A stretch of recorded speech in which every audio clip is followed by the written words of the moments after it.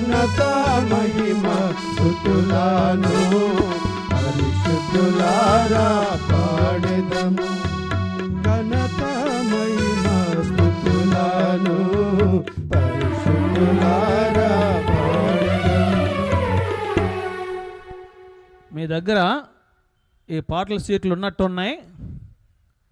ఇంకెవరికన్నా లేకపోతే మీ కుడి హస్తం కనిపించేట్లే కదండి, మీ దగ్గరికి సాంగ్ సీట్స్ తీసుకొని రాబడతాయి.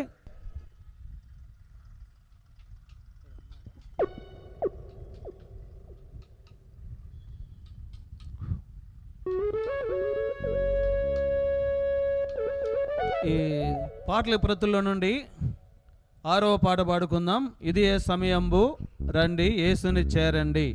ఈ పాట పాడుకుందాము.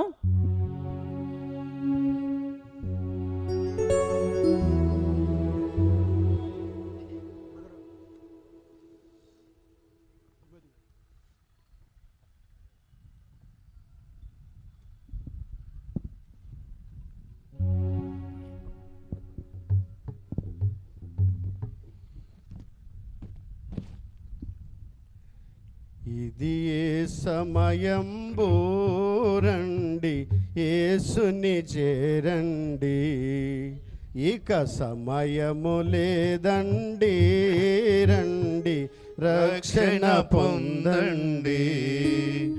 ఇక సమయము లేదండి రండి రక్షణ పొందండి. పాపులనందరినీ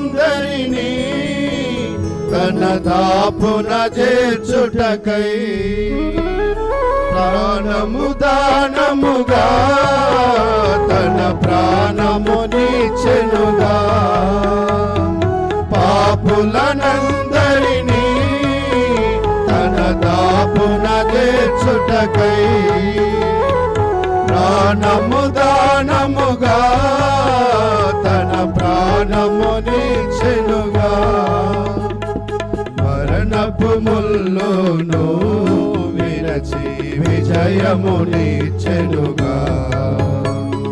మరణపు ముల్లును విరచి విజయమునిచ్చెనుగా. ఇది ఏ సమయంబు రండి యేసుని చేరండి, ఇక సమయము లేదండి రక్షణ పొందండి. ఇక సమయము లేదండి రండి రక్షణ పొందండి. రాజులకు రాజైన యేసు రానయ్యున్నాడు. గురుతులు జరిగెనుగా మీరు సరిగా చూడండి. రాజులకు రాజైన యేసు రానయ్యున్నాడు. గురుతులు జరిగెనుగా మీరు సరిగా చూడండి. తరుణముండగానే మీరు తయారవ్వండి. తరుణముండగానే మీరు తయారవ్వండి. ఇది ఏ సమయంబు యేసుని చేరండి, ఇక సమయము లేదండి రండి రక్షణ పొందండి. ఇక సమయము లేదండి రండి రక్షణ పొందండి. బుద్ధి లేని కన్యకల వలె మొద్దులుగానుంటే, సిద్ధులలో నూనె పోసి సిద్ధపడకపోతే, బుద్ధి లేని కన్యకల వలె మొద్దులుగానుంటే, సిద్ధులలోని నూనె పోసి సిద్ధపడకపోతే, తలుపులు తట్టినను మీకు తెరువడు సుమండి. తలుపులు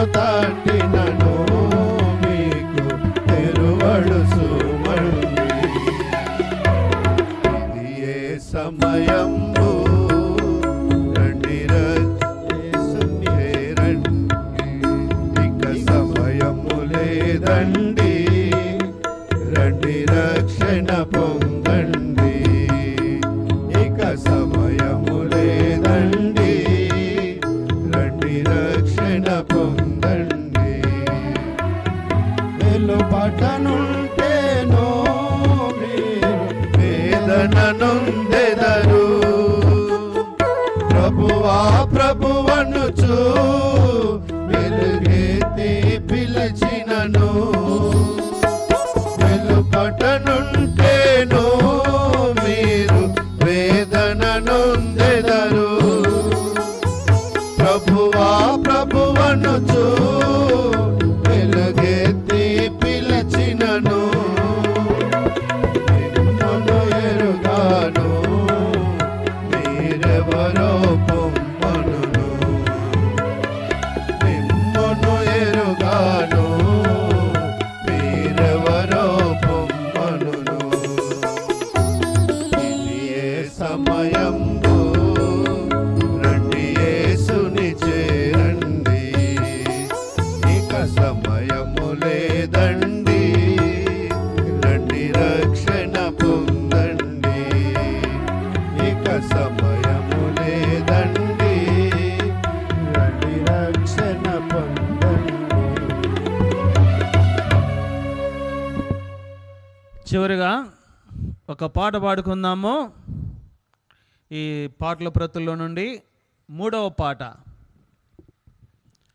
ఈ పాటలో రాజాది రాజా రావే రాజు యేసు రాజ్యమేళ రావే రాజులకు రాజువై రావే రవికోటి తేజ యేసు రావే. ఈ పాట యేసు ప్రభు యొక్క రాకడను గురించిన పాట ఇది.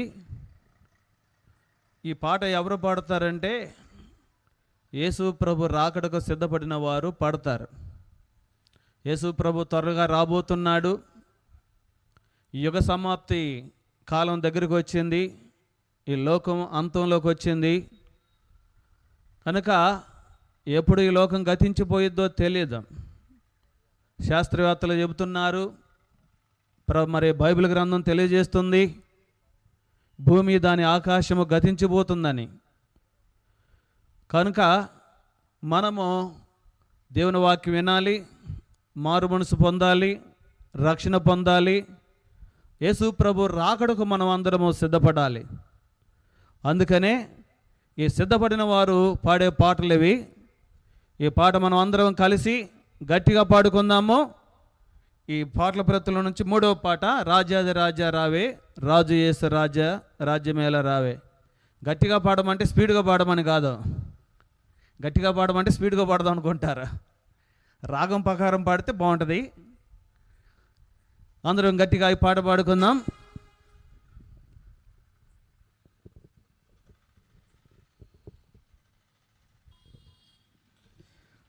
రాజాతి రాజా రావే రాజు యేసు రాజ్యమేళ రావే రాజులకు రాజువై రావే రావికోటి తేజ యేసు రావే రాజులకు రాజువై రావే రావికోటి తేజ యేసు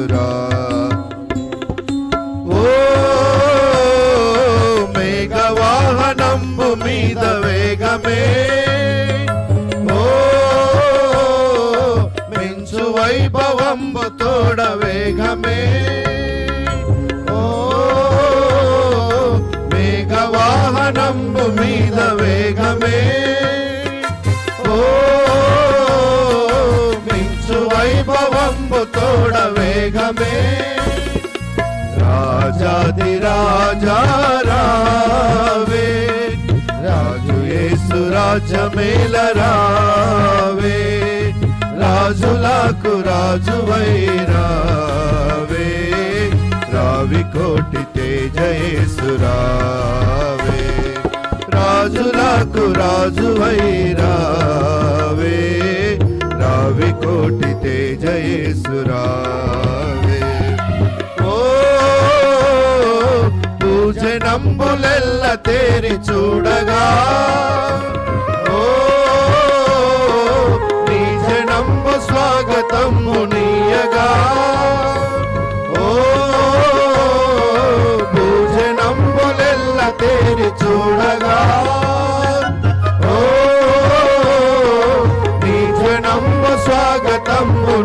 చూడగా నీ రాజ స్థాపనంబు చేయా ఓ రాజులెల్ల కూలిపోవా భూమి ఆకాశంబు మారిపోవా నీ మహాప్రభావమునవేగా భూమి ఆకాశంబు మారిపోవా నీ మహాప్రభావమునవేగా రాజాది రాజా రావే రాజు యేసు రాజ్యమేల రావే రాజులకు రాజువై రావే రావి కోటి తేజ యేసు రావే రాజులకు రాజువై రావే రావి కోటి తేజ యేసు రావే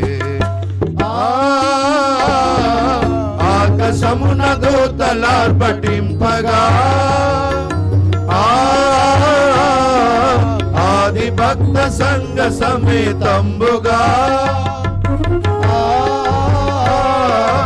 ఆకాశమున దూతలార్పటింపగా ఆది భక్త సంఘ సమేతంబుగా ఆకాశంబు మధ్య వీధిలోన ఏకమై మహాసభ చేయా యేసునాథ నీదు మహిమలోన ఆకదే మహానందమౌగా యేసునాథ నీదు మహిమలోన ఆకదే మహానందమౌగా రాజాది రాజా రావే రాజు యేసు రాజ్యమేల రావే రాజులకు రాజువై రావే రావి కోటి తేజ యేసు రావే రాజులకు రాజువై రావే రావి కోటి తేజ యేసు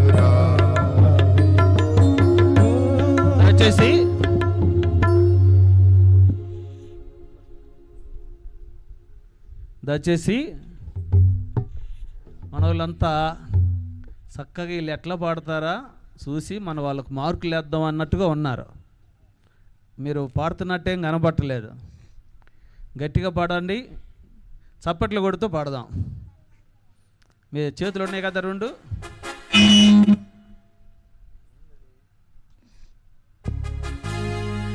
చప్పట్లు కొడుతూ ఈ పాట పాడదాము. వచనము మూడవ వచనం. ఓ పరమ యెరూషలేము పుణ్య సంగమా ఓ గొర్రె పిల్ల క్రీస్తు పుణ్య సంగమా ఓ పరమ యెరూషలేము పుణ్య సంగమా ఓ గొర్రె పిల్ల క్రీస్తు పుణ్య సంగమా పరమదూతలార భక్తులారా పౌల పోస్తులార పెద్దలారా గొర్రె పిల్ల యేసురాజు పేరా కొత్త గీతమెత్తి పాడరారా గొర్రె పిల్ల యేసురాజు పేరా కొత్త గీతమెత్తి పాడరారా రాజాది రాజా రావే రాజు యేసు రాజ్యమేల రావే రాజులకు రాజువై రావే రావి కోటి తేజ యేసు రావే రాజులకు రాజువై రావే రావి కోటి తేజ యేసు రావే ఓ మేఘవాహనంబు మీద వేగమే ఓ మించు వైభవంబు తోడ వేగమే ఓ మేఘవాహనంబు మీద వేగమే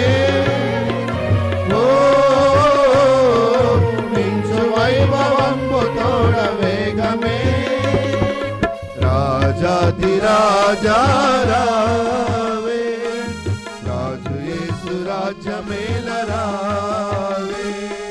రాజులకు రాజువై రావే రావి కోటి తేజ యేసు రావే రాజులకు రాజువై రావే రావి కోటి తేజ యేసు చివరికి ఒక్క పాట పాడుకుందాము. దయచేసి మన మధ్యకు దైవ సేవకులు వచ్చి ఉన్నారు, చక్కటి మరి సాక్ష్యము వర్తమానం అందిస్తారు కనుక చివరి పాట 8వ పాట పాడుకుందాం.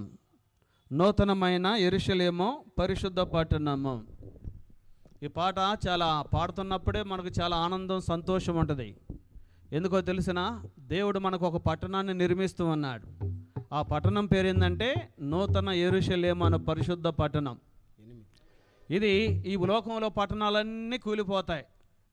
పెద్ద పెద్ద పట్టణాలు ఉన్నాయి, ఒంగోలు, గుంటూరు, చెప్పాలంటే హైదరాబాదు, ఢిల్లీ, చెన్నై, ప్రపంచంలో రకరకాల పెద్ద పెద్ద పట్టణాలు ఉన్నాయి. ఈ పట్టణాలన్నీ కూలిపోతాయి. అయితే ఒక పట్టణం మాత్రమే ఉంటుంది. ఆ పట్టణం ఏది? నూతన యెరూషలేము పరిశుద్ధ పట్టణం. ఆ పట్టణం ఒక్కటే ఉంటుంది. ఆ పట్టణంలో మనం ప్రవేశిస్తాం.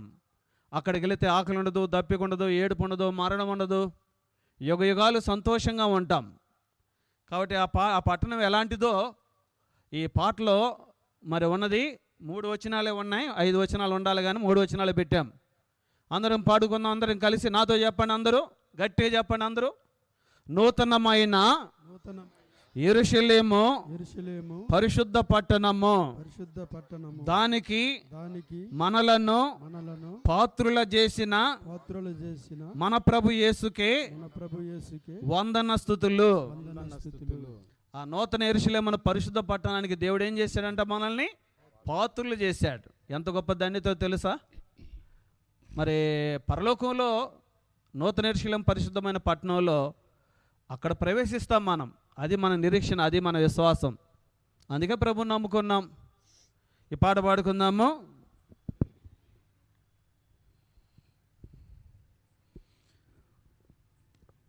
నూతనమైన యెరూషలేము పరిశుద్ధ పట్టణము, నూతనమైన యెరూషలేము పరిశుద్ధ పట్టణము, దానికి మనలను పాత్రుల చేసిన, దానికి మనలను పాత్రుల చేసిన మన ప్రభు యేసుకే వందన స్తుతులు, మన ప్రభు యేసుకే వందన స్తుతులు. నూతనమైన యెరూషలేము పరిశుద్ధ పట్టణము, నూతనమైన యెరూషలేము పరిశుద్ధ పట్టణము,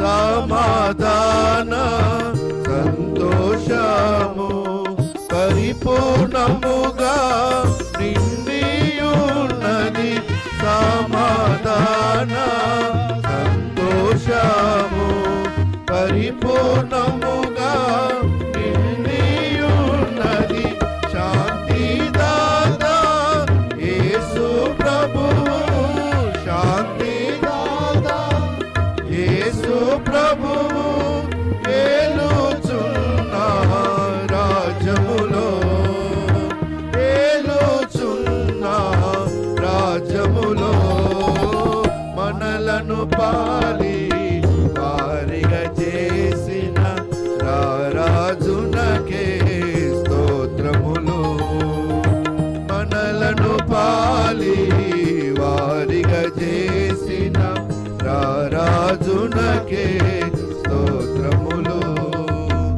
నూతనమైన యెరూషలేము పరిశుద్ధ పట్టణము, నూతనమైన యెరూషలేము పరిశుద్ధ పట్టణము, మన పాపములను క్షమించెనుగా కల్వరి శిలువ రక్తము ద్వారా మన పాపములను క్షమించెనుగా కల్వరి శిలువ రక్తము ద్వారా తన పరిశుద్ధత యందు మనలా తన పరిశుద్ధత యందు మనలా వారిని గాజేసే గాజేసే మహిమా పూర్ణుడా మా దేవా మనసారా నిన్ను పాడెదను మహిమా పూర్ణుడా మా దేవా మనసారా నిన్ను పాడెదను నూతనమైన యెరూషలేము పరిశుద్ధ పట్టణము నూతనమైన యెరూషలేము పరిశుద్ధ పట్టణము పరిశుద్ధ పట్టణము ఎంతో సౌందర్యము కలిగి ఉన్నది పరిశుద్ధ పట్టణము ఎంతో సౌందర్యము కలిగి ఉన్నది భర్త కొరకు సిద్ధపడిన భర్త కొరకు సిద్ధపడిన పెండ్లి కుమార్తెగా నుండెనుగా పెండ్లి కుమార్తెగా నుండెనుగా తన వధువుగా చేసిన ప్రభుకే స్తుతి చెల్లించెదము నిరతం తన వధువుగా చేసిన ప్రభుకే స్తుతి చెల్లించెదము నిరతం నూతనమైన యెరూషలేము పరిశుద్ధ పట్టణము నూతనమైన యెరూషలేము పరిశుద్ధ పట్టణము దానికి మనలను పాత్రుల చేసిన దానికి మనలను పాత్రుల చేసిన మన ప్రభు యేసుకే వందన స్తుతులు మన ప్రభు యేసుకే వందన స్తుతులు నూతనమైన యెరూషలేము పరిశుద్ధ పట్టణము నూతనమైన యెరూషలేము పరిశుద్ధ పట్టణము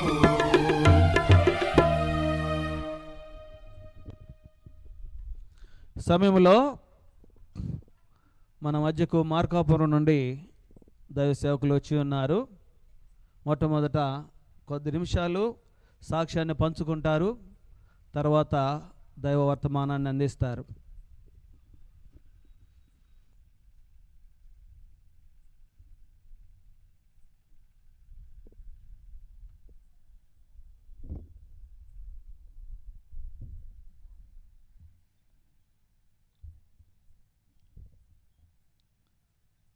మీ అందరికీ ప్రభువైన యేసుక్రీస్తు వారి యొక్క ప్రశస్తమైన నామంలో శుభములు తెలియజేస్తుంటున్నాం. ఈ రాత్రికాల సమయంలో దేవుడు నన్ను ఏర్పరచుకుని నన్ను రక్షించిన విధానాన్ని జ్ఞాపకం చేస్తూ ప్రభువైన యేసుక్రీస్తు వారిని నేను ఎలాగూ అంగీకరించానో, యేసు ప్రభువారిని నా దేవుడిగా ఎలాగో స్వీకరించానో నా అనుభవ సాక్ష్యాన్ని మీ మధ్య పంచుకోవాలని ఆశపడుతూ ఉన్నాను. ఎబ్రిల్ రాసిన పత్రిక 10వ అధ్యాయము ఎబ్రి పత్రిక 10వ అధ్యాయము 31వ వచనం చదువుతాను చూడండి. ఎబ్రి పత్రిక 10వ అధ్యాయము 31వ వచనం, జీవం గల దేవుని చేతిలో పడ్డ భయంకరం. ఎబ్రి పత్రిక 10:31 రాయబడింది, జీవము గల దేవుని చేతిలో పడుట భయంకరం. కాబట్టి మరొకసారి దేవుని యొక్క సహాయం కొరకే ప్రార్థన చేసుకుంటాం.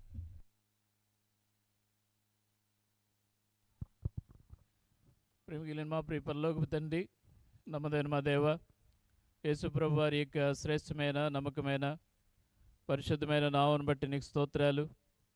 సర్వశక్తిమంతుడు అయిన దేవుడు, బహువాత్సల్యత కలిగినటువంటి వాడు, కృపా సమృద్ధి కలిగిన మా దేవ, మరొకసారి నీ సన్నిధిలో ఇలాగ చేరి ఈ ప్రాంతంలో ఏర్పాటు చేయబడిన ఇక కోడికను బట్టి నీకు స్తోత్రాలు. ఇలాగ చేరవచ్చిన నీ ప్రజలందరిని బట్టి నీకు స్తోత్రాలు. ప్రభు, ఇలాగ ఎవరైతే నీ వాక్యాన్ని వింటున్నారో వారితో కూడా ప్రభు మీరు మాట్లాడండి. ప్రభు, సాక్ష్యమును వాక్యమును ప్రభు మీరే జ్ఞాపకం చేసుకుని నీ ప్రజల యొక్క హృదయాల్లో ప్రభు మీరే కార్యమును జరిగిస్తూ వాక్యం ద్వారా ప్రభు మీరు మాట్లాడండి. అలాగే నా యొక్క అనుభవ సాక్ష్యంలో నన్ను ఎలా రక్షించారో నీ ప్రజల ముందు తెలియజేయడానికి ప్రభు మీరే సహాయం చేయండి. నిలబడే దాసును కూడా కనికరించి నిర్గమాకాండ 4:12 ప్రకారంగా, యెషయా గ్రంథం 51:16 ప్రకారంగా మీ మాటలు నా నోటించవలసిందిగా ప్రార్థిస్తూ, అంధకార శక్తులను యేసు ప్రభు వారి యొక్క నామంలో ప్రబంధిస్తూ నీ ప్రశస్తమైన రక్తాన్ని స్థలంపై మాపై ప్రోక్షించుకుంటూ యేసు ప్రభు వారి యొక్క ఘనమైన నామంలో ప్రార్థించి స్తుతించి వేడుకుంటున్నాము తండ్రి, ఆమేన్.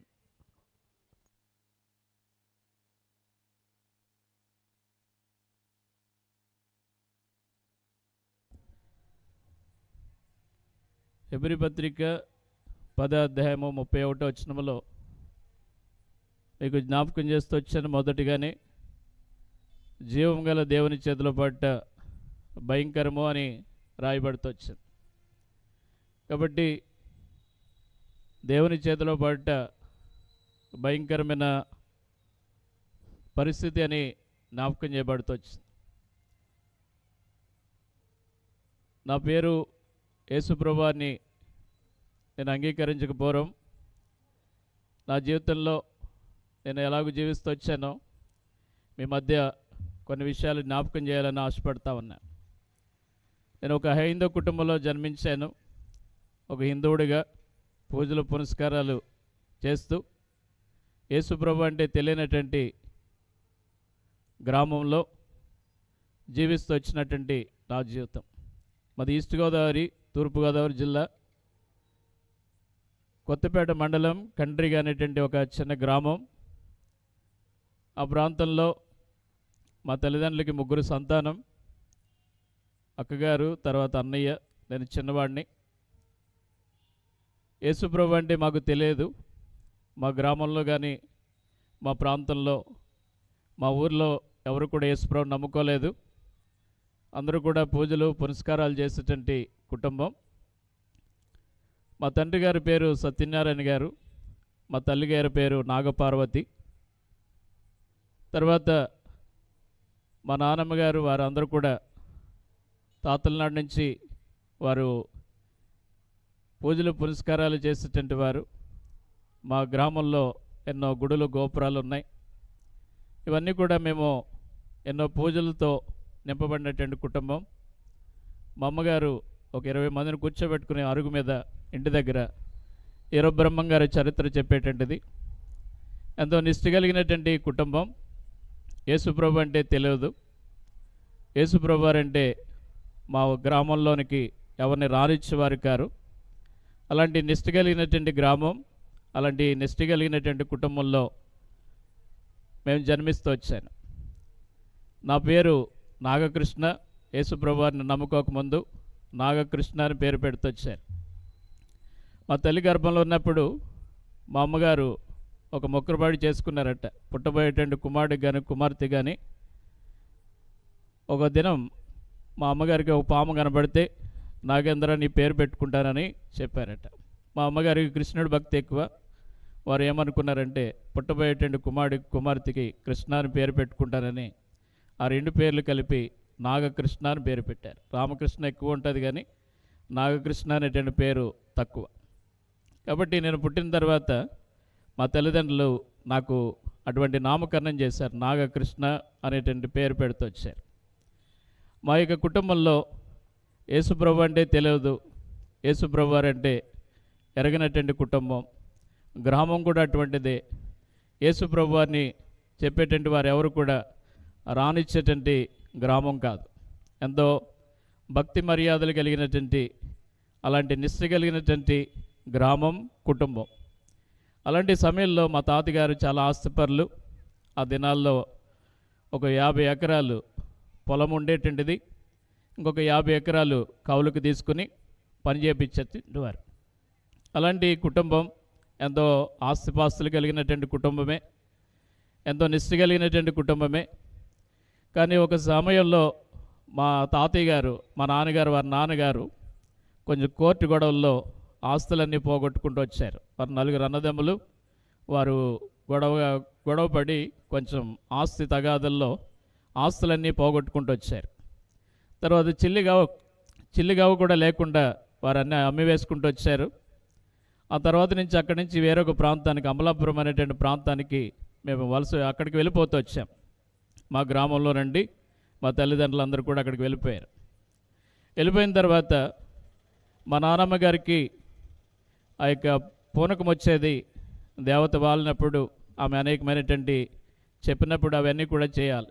అలాంటి నిష్ఠ కలిగినటువంటి ఆమె. కొంతకాలం అయిన తర్వాత ఎన్నో పూజలు పునస్కారాలు చేసేటువంటి వారం, కానీ ఎంతో నిష్ఠ కలిగినటువంటి కుటుంబం.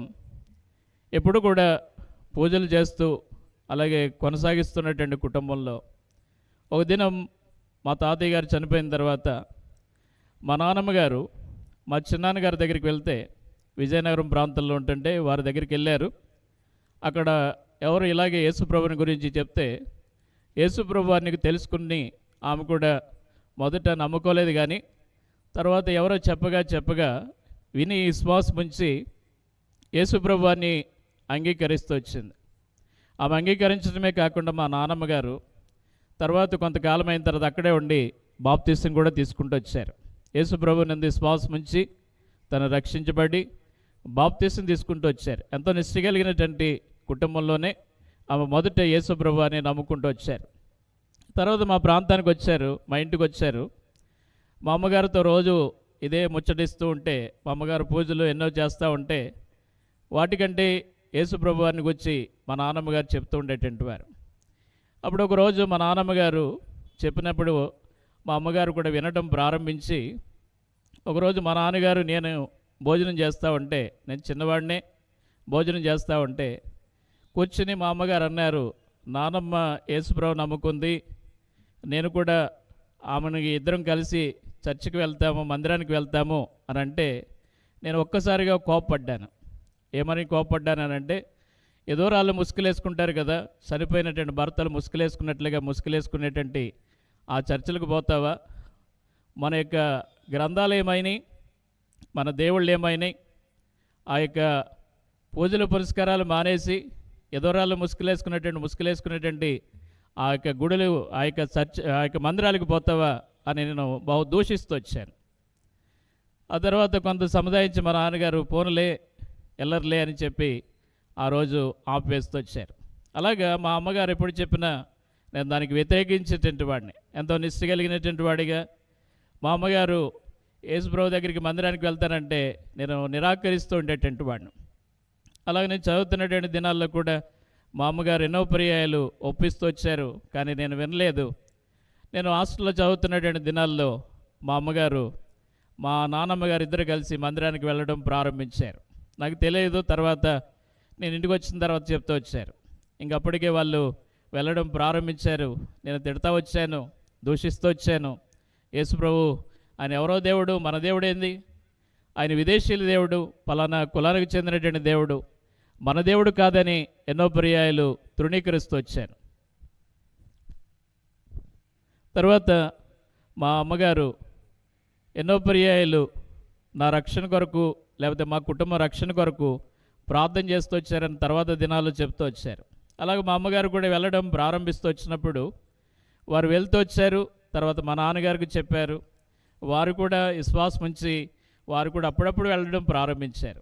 వారు వెళ్తూ ఉంటే నేను ఏదైనా పండుగలు ఏదైనా వచ్చినప్పుడు ఇంటిలోనే చేసేటువంటి వాడిని, లేకపోతే టెంపుల్కి వెళ్ళేటువంటి వాడిని. చేతికి ఒక కాసితాడు, మెడలో ఒక తాడు, బొట్టు, నుదుటి బొట్టు, ఇవన్నీ కూడా కలిగి ఉండేటువంటి వాడిని. కనుక నేను ఏది కూడా విడిచిపెట్టేటువంటి వాడిని కాదు. ప్రతిరోజు కూడా గుడులు గోపురాలకి ఎన్నో పర్యాయాలు వెళ్ళేటువంటి వాడిని. వారు ఇలాగూ యేసుప్రభు నమ్ముకుంటే నేను బహు వ్యతిరేకంగా వారికి ఇవన్నీ కూడా నేను చేస్తూ ఉండేటటువంటి వాడిని. తర్వాత మా అమ్మగారు ఒకసారి చెప్తూ వచ్చారు, రారా దేవుని మందిరానికి రారా, యేసుప్రభుని నమ్ముకోరా అంటే, లేదు లేదు మీరు పలానా వాళ్ళ దేవుని నమ్ముకున్నారు, పలానా విదేశీయుల దేవుడు మన దేవుడు కాదు, పలానా కులానికి చెందినటువంటి వాడు అని నా హృదయంలో అది ఉండిపోయింది. దాన్ని బట్టి నేను ఎన్నో పర్యాయాలు దూషిస్తూ వచ్చాను. యేసుప్రభు దేవుడు కాడు, ఆయన మన దేవుడు కాడు, ఆయన ఎవరో దేవుడు అని ఎన్నో పర్యాయాలు దూషిస్తూ దుర్మార్గంగా ప్రవర్తిస్తూ వచ్చాను. ఒక దినం మా అమ్మగారు రోజు ఏడుస్తుండేటువంటి వారు. ఇంట్లో ఉదయకాలమే లేచి ఏడుస్తూ ప్రార్థన చేస్తూ ఉంటే నేను తిడతా ఉండేటువంటి వాడిని. ఎవరు చనిపోయారని, ఇంట్లో ఎవరు చచ్చిపోయారని ఏడుస్తూ ఉన్నామని బహు భయంకరంగా దూషిస్తూ ఉండేటువంటి వాడిని. అలాంటి దుర్మార్గంగా ప్రవర్తించినటువంటి వ్యక్తిని.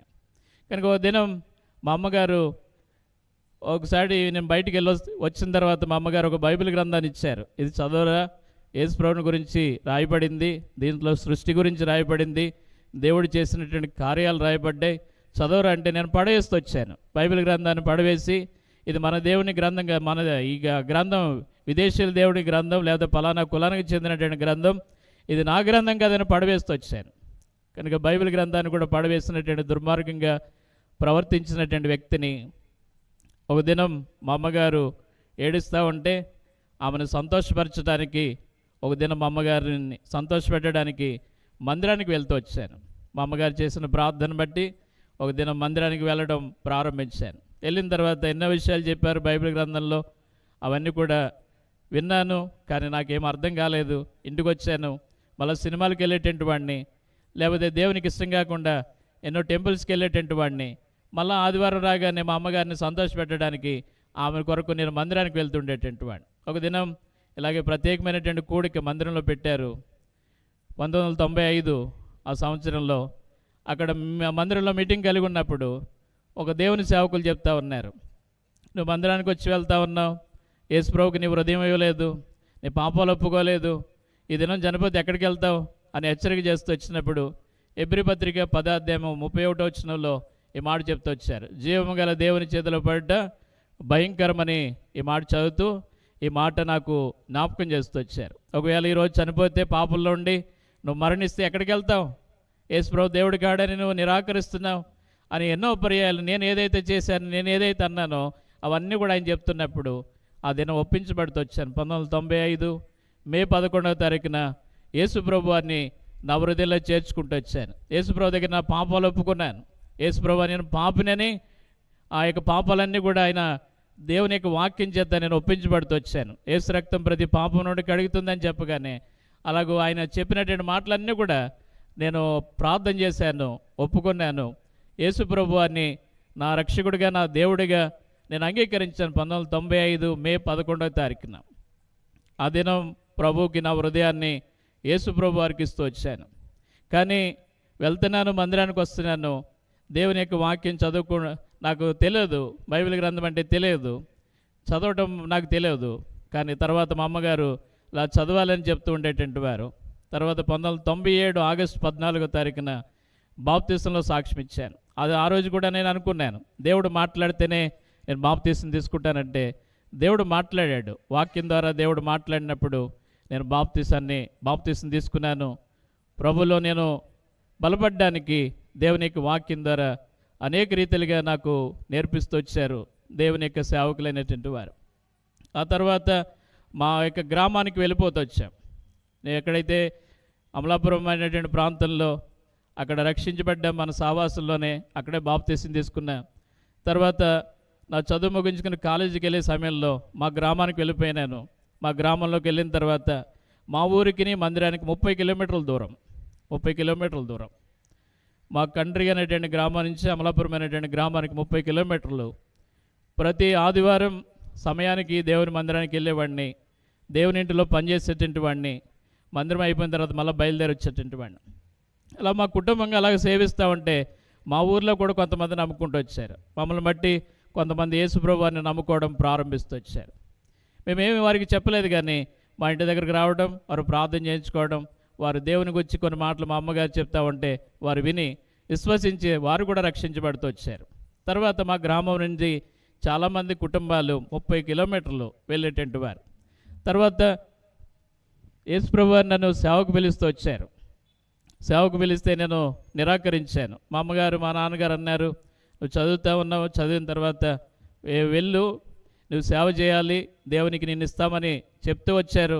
కానీ నేను నిరాకరిస్తూ వచ్చాను. నీ సేవ చేయను, సేవ చేస్తే అది నిష్ఫలం, నేను సేవ చేయనని ఎన్నో పర్యాయాలు నిరాకరిస్తూ వచ్చాను. కానీ దేవుడు ఎన్నో ప్రమాదాలు గుండా ఎన్నో మరణ పంచుల వరకు తీసుకెళ్ళాడు. నా సేవ చేయవా అని దేవుడు ఎన్నో పర్యాలు గద్దిస్తూ వచ్చాడు వాక్యాల ద్వారా.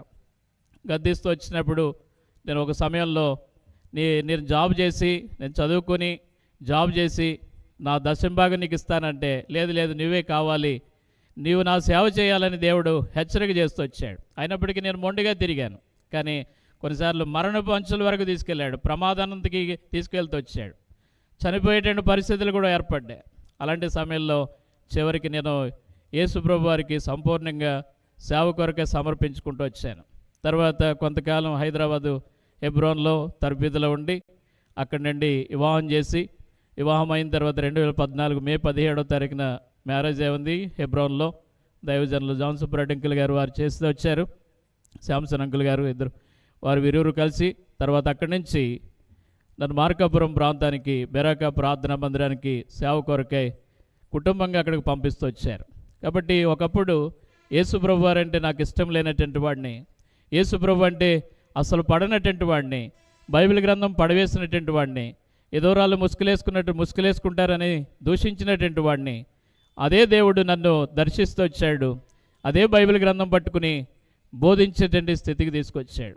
ఒకప్పుడు యేసుప్రభు అంటే ఇష్టం లేదు, యేసుప్రభు అంటే బహు భయంకరంగా దూషించినటువంటి వాడిని, యేసుప్రభు అంటే మా దేవుడు కాదు పలానా జాతి దేవుడు అని దూషించినటువంటి వాడిని, లేకపోతే యేసుప్రభు వారంటే ఆ యొక్క పలానా విదేశీయుల దేవుడని, తెల్లోల దేవుడని దూషిస్తూ వచ్చినటువంటి వాడిని, యేసుప్రభు అంటే హల్లెలూయా దేవుడని ఎన్నో ప్రియాలు దూషించినటువంటి వాడిని, అంత దుర్మార్గంగా ప్రవర్తించినటువంటి వ్యక్తిని ప్రభు దర్శించినప్పుడు ప్రభుని అంగీకరిస్తూ వచ్చాను. ప్రియమైన సోదరుడా సోదరి, ఈ రాత్రి నాలాగనే ఎన్నో పర్యాయాలు దూషిస్తూ పలానా కులానికి, పలానా దేశానికి, పలానా మతానికి చెందినటువంటి వాడని నువ్వు దూషిస్తూ నువ్వు అలాగూ నిరాకరిస్తూ ఉంటే, నాలాగనే నువ్వు కూడా తృణీకరిస్తూ ఉంటే, యేసుప్రభు నన్ను ప్రేమించాడు, నిన్ను కూడా ప్రేమిస్తున్నాడు. యేసుప్రభు నన్ను ప్రేమించాడు, నిన్ను కూడా ప్రేమించడానికి యేసుప్రభు వారు ఇష్టపడతా ఉన్నారు. కనుక ఈ రాత్రి యేసుప్రభు నేను పాపని ఒప్పుకుంటే చాలు, యేసుప్రభు నీ పాపాలు క్షమిస్తాడు. ఒకవేళ ఇంకా పాపం నుండి అలాగే మరణిస్తే నిత్య నాశనం ఉందని ఆ దినం దేవుని యొక్క దాసుల ద్వారా విన్నాను. నేను యేసుప్రభు అని నా హృదయం ఇచ్చాను, ఆయనను సేవ చేయటండి, ఆయన్ని సేవించేటండి భాగ్యం ఇచ్చాడు. కాబట్టి ఈరోజు నేను అలాగ సాక్షిగా మీ మధ్యలో నిలవబడగలుగుతూ వచ్చాను. కాబట్టి నాలాగనే ఇంకా తృణీకరిస్తూ దూషిస్తూ మా దేవుడు కాదయ్యా అని నువ్వు నిరాకరిస్తూ ఉంటే, ఈ రాత్రి యేసుప్రభు వారు అందరికీ ప్రభు, యేసుక్రీస్తు ప్రభు వారు నిన్ను ప్రేమిస్తున్నటువంటి దేవుడు, యేసుప్రభు వారు నిన్ను ప్రేమించి పిలుస్తున్నటువంటి దేవుడు. ఆయన అద్దెకొస్తే చాలు. నాలాగనే నిరాకరిస్తున్నావా, కాదని త్రోసేసావా, లేకపోతే నాలాగనే నువ్వు తృణీకరిస్తూ ఉంటే రాత్రి యేసుప్రభు నిన్ను ప్రేమిస్తున్నాడు, నన్ను ప్రేమించాడు. ఒకవేళ యేసుప్రభు నన్ను ప్రేమించకపోతే నేను ఎప్పుడో చనిపోవాల్సినటువంటి వాడిని, చనిపోతే అగ్నిగుండానికి వెళ్ళవలసినటువంటి వాడిని. కానీ ఎప్పుడైతే యేసుప్రభు నన్ను ప్రేమించడం, ఆయన ప్రేమించాడని ఎరిగితూ వచ్చానో అప్పటి నుంచి నా జీవితం మార్చబడుతూ వచ్చింది. ఆయన సేవించే భాగ్యం దేవుడిచ్చాడు. కాబట్టి ఇట్టి సాక్ష్యం ప్రభు దీవించి ఆశీర్వదించునుగాక.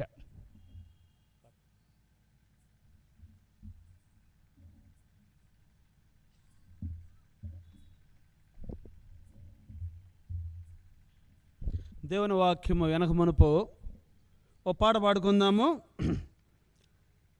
ఈ పాటల ప్రతులు పాత పాటల ప్రతులు గతంలో ఇంతకుముందు ప్రింట్ చేసి ఇచ్చాము మీకు. ఆ ప్రింటింగ్లో ఉన్న ఆ పాటల ప్రతుల్లో 5వ పాట, నీ స్వరము వినిపించు ప్రభువా. బ్రదర్స్ రండి, బ్రదర్స్ రండి.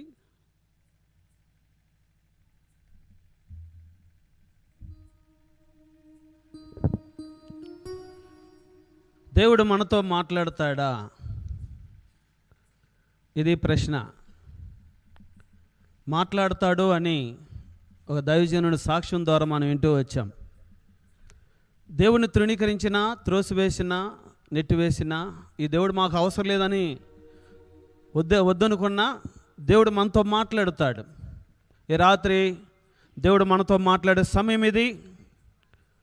మనం కూడా ప్రార్థన ద్వారా, పాట ద్వారా ప్రార్థన చేస్తూ ఈ పాట పాడుకుందాం.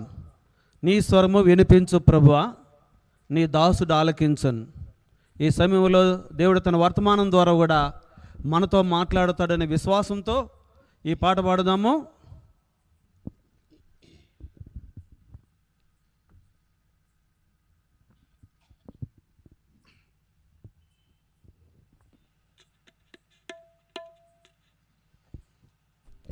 నీ స్వరము వినిపించు ప్రభువా, నీ దాసుడాలకించున్. నీ స్వరము వినిపించు ప్రభువా, నీ దాసుడాలకించున్. నీ వాక్యమును నేర్పించు, దాని యందు నడచునట్లు నీతో. నీ వాక్యమును నేర్పించు, దాని యందు నడచునట్లు నీతో.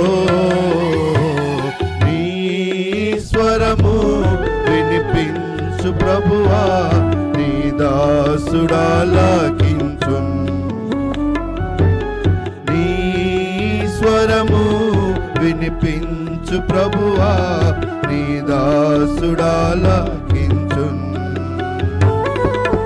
ఉదయమునే లేచి నీ స్వరము వినుట నాకు ఎంతో మధురము.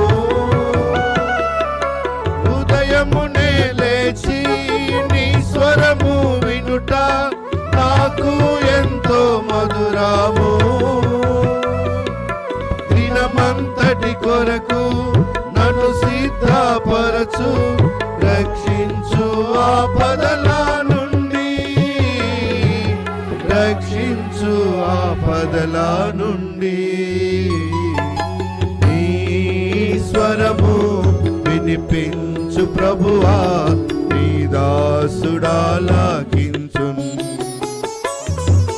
నీ స్వరము వినిపించు ప్రభువా, నీ దాసుడాలకించున్.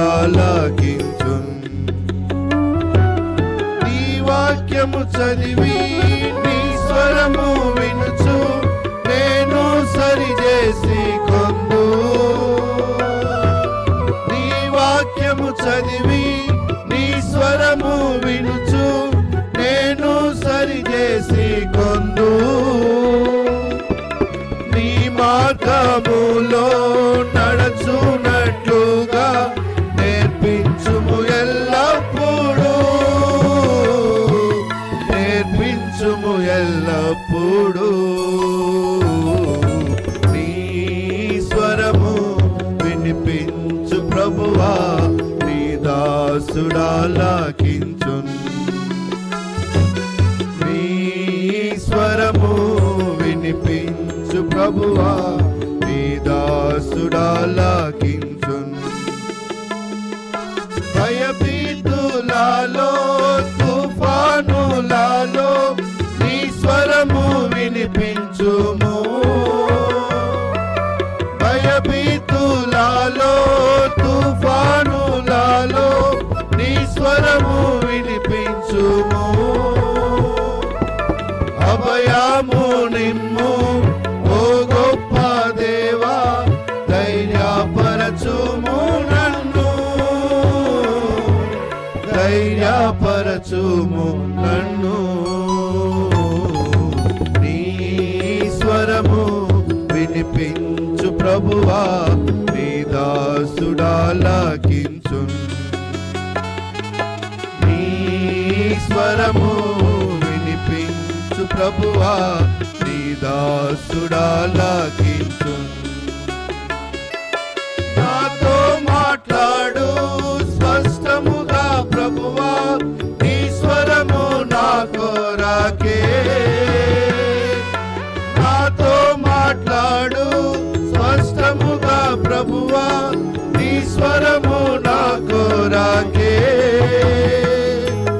నీతో మనుషులతో సరిచేసి కొందు, నీ దివ్య వాక్యము ద్వారా దివ్య వాక్యము ద్వారా నీ స్వరము వినిపించు ప్రభువా, నీ దాసుడాలకించున్. నీ స్వరము వినిపించు ప్రభువా, నీ దాసుడాలకించున్. నీ వాక్యము అగ్ని సుత్తే వంటిది, అది రెండంచులు గల ఖడ్గం. నీ వాక్యము అగ్ని సుత్తే వంటిది, అది రెండంచులు గల ఖడ్గం. నీ వాక్యమేగా అద్భుత అర్థం, నిజ స్వరూపమును చూపించు, నిజ స్వరూపమును చూపించు. నీ స్వరము వినిపించు ప్రభువా, నీ దాసుడాలకించున్. నీ స్వరము వినిపించు ప్రభువా, నీ దాసుడాలకించున్. నేర్చుకున్నాను నా శ్రమల ద్వారా నీ వాక్యమును ఎంతో. నేర్చుకున్నాను నా శ్రమల ద్వారా నీ వాక్యమును ఎంతో. నన్నుంచుము ప్రభువా నీ విశ్వాసతలో, నీ యందు నిలచునట్లుగా, నీ యందు నిలచునట్లుగా. నీ స్వరము వినిపించు ప్రభువా, నీ దాసుడాలకించున్. నీ స్వరము వినిపించు ప్రభువా, నీ దాసుడాలకించున్. నా హృదయములోని చెడు తలంపులను ఛేదించు నీ వాక్యము. నా హృదయములోని చెడు తలంపులను ఛేదించు నీ వాక్యము. నీ రూపమునకు మార్చును నన్ను, నీదు మహిమ కొరకేగా, నీదు మహిమ కొరకేగా. నీ స్వరము వినిపించు ప్రభువా, నీ దాసుడాలకించున్. నీ స్వరము వినిపించు ప్రభువా, నీ దాసుడాలకించున్.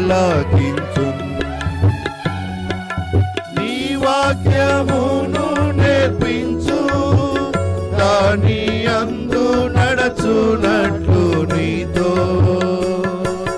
నీ వాక్యమును నేర్పించు, దాని అందు నడచునట్లు నీతో.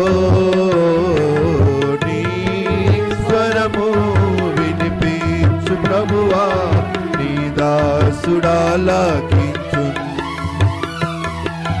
నీ స్వరము వినిపించు ప్రభువా, నీ దాసుడాలకించున్.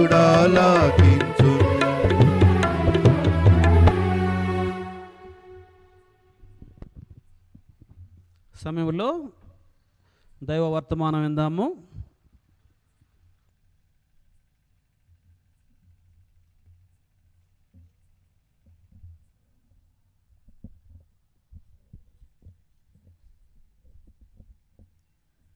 అపోస్తలుడైనటువంటి పౌలు తిమోతికి రాసిన మొదటి పత్రిక మొదటి అధ్యాయము 15వ వచనం చదువుదామండి. ఎవరైనా చదవండి. అపోస్తలుడైనటువంటి పౌలు తిమోతికి రాసిన మొదటి పత్రిక మొదటి అధ్యాయము 15వ వచనం మొదటి లైన్ మాత్రమే. పాపులను రక్షించుటకు క్రీస్తు యేసు లోకమునకు వచ్చిన వాక్యము నమ్మదగినదియు పూర్ణాంగీకారమునకు యోగ్యమునై ఉన్నది, అట్టివారిలో నేను ప్రధానుడును. అక్కడ రాయబడితే వచ్చింది, పాపులను రక్షించుటకు క్రీస్తు యేసు లోకమునకు వచ్చెను.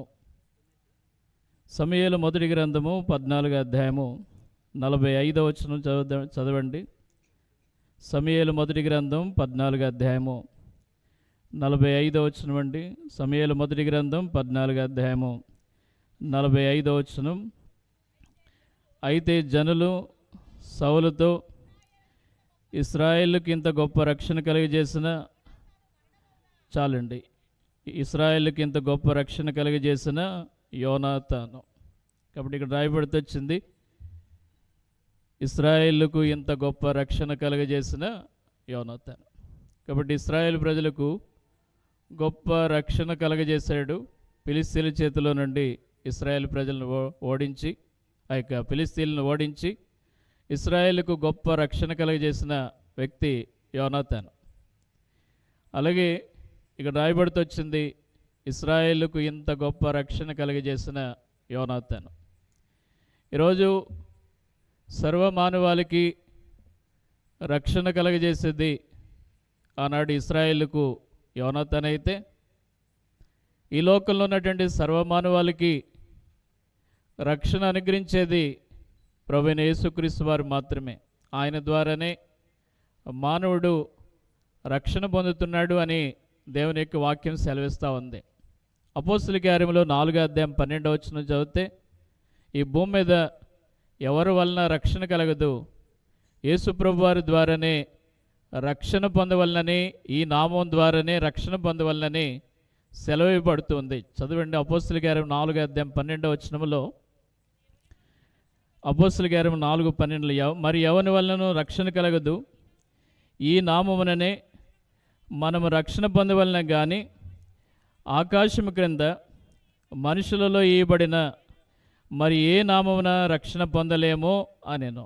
మనుషుల్లో ఇవ్వబడిన మరి ఏ నామమున మనము రక్షణ పొందలేము. ఈ నామముననే, అనగా యేసుక్రీస్తు ప్రభువు వారి యొక్క నామం ద్వారానే మానవునికి రక్షణ కలుగుతుంది. దేని నుండి మానవునికి రక్షణ కలుగుతుంది అని అంటే, పాపము నుండి దేవుడు రక్షించడానికి, రక్షణ అనుగ్రహించడానికి ఇష్టపడుతున్నాడు. తర్వాత ఉగ్రత నుండి మానవుణ్ణి రక్షించాలని దేవుడు ఇష్టపడతా ఉన్నాడు. కాబట్టి ఇక్కడ రాయబడుతూ వచ్చింది యేసు ప్రభు వారి ద్వారానే మనుషులందరికీ కూడా గొప్ప రక్షణ అనుగ్రహించబడుతుంది. అందుకే ఇంత గొప్ప రక్షణను నీవు నిర్లక్ష్యం చేసిన యెడల ఎలాగూ తప్పించుకుందు అని దేవుని యొక్క వాక్యం సెలవిస్తూ ఉంది. కాబట్టి ఈరోజు ప్రియ సోదరుడ సోదరి, యోనాతాను ద్వారా ఇశ్రాయేలుకు రక్షణ కలిగినట్లుగానే సర్వమానవాళ్ళందరికీ అపవాది చేతిలో నుండి మానవుడు విడిపించబడి మానవునికి రక్షణ యేసు ప్రభు వారి ద్వారా అనుగ్రహించబడుతుందని దేవుని యొక్క వాక్యం సెలవిస్తూ ఉంది.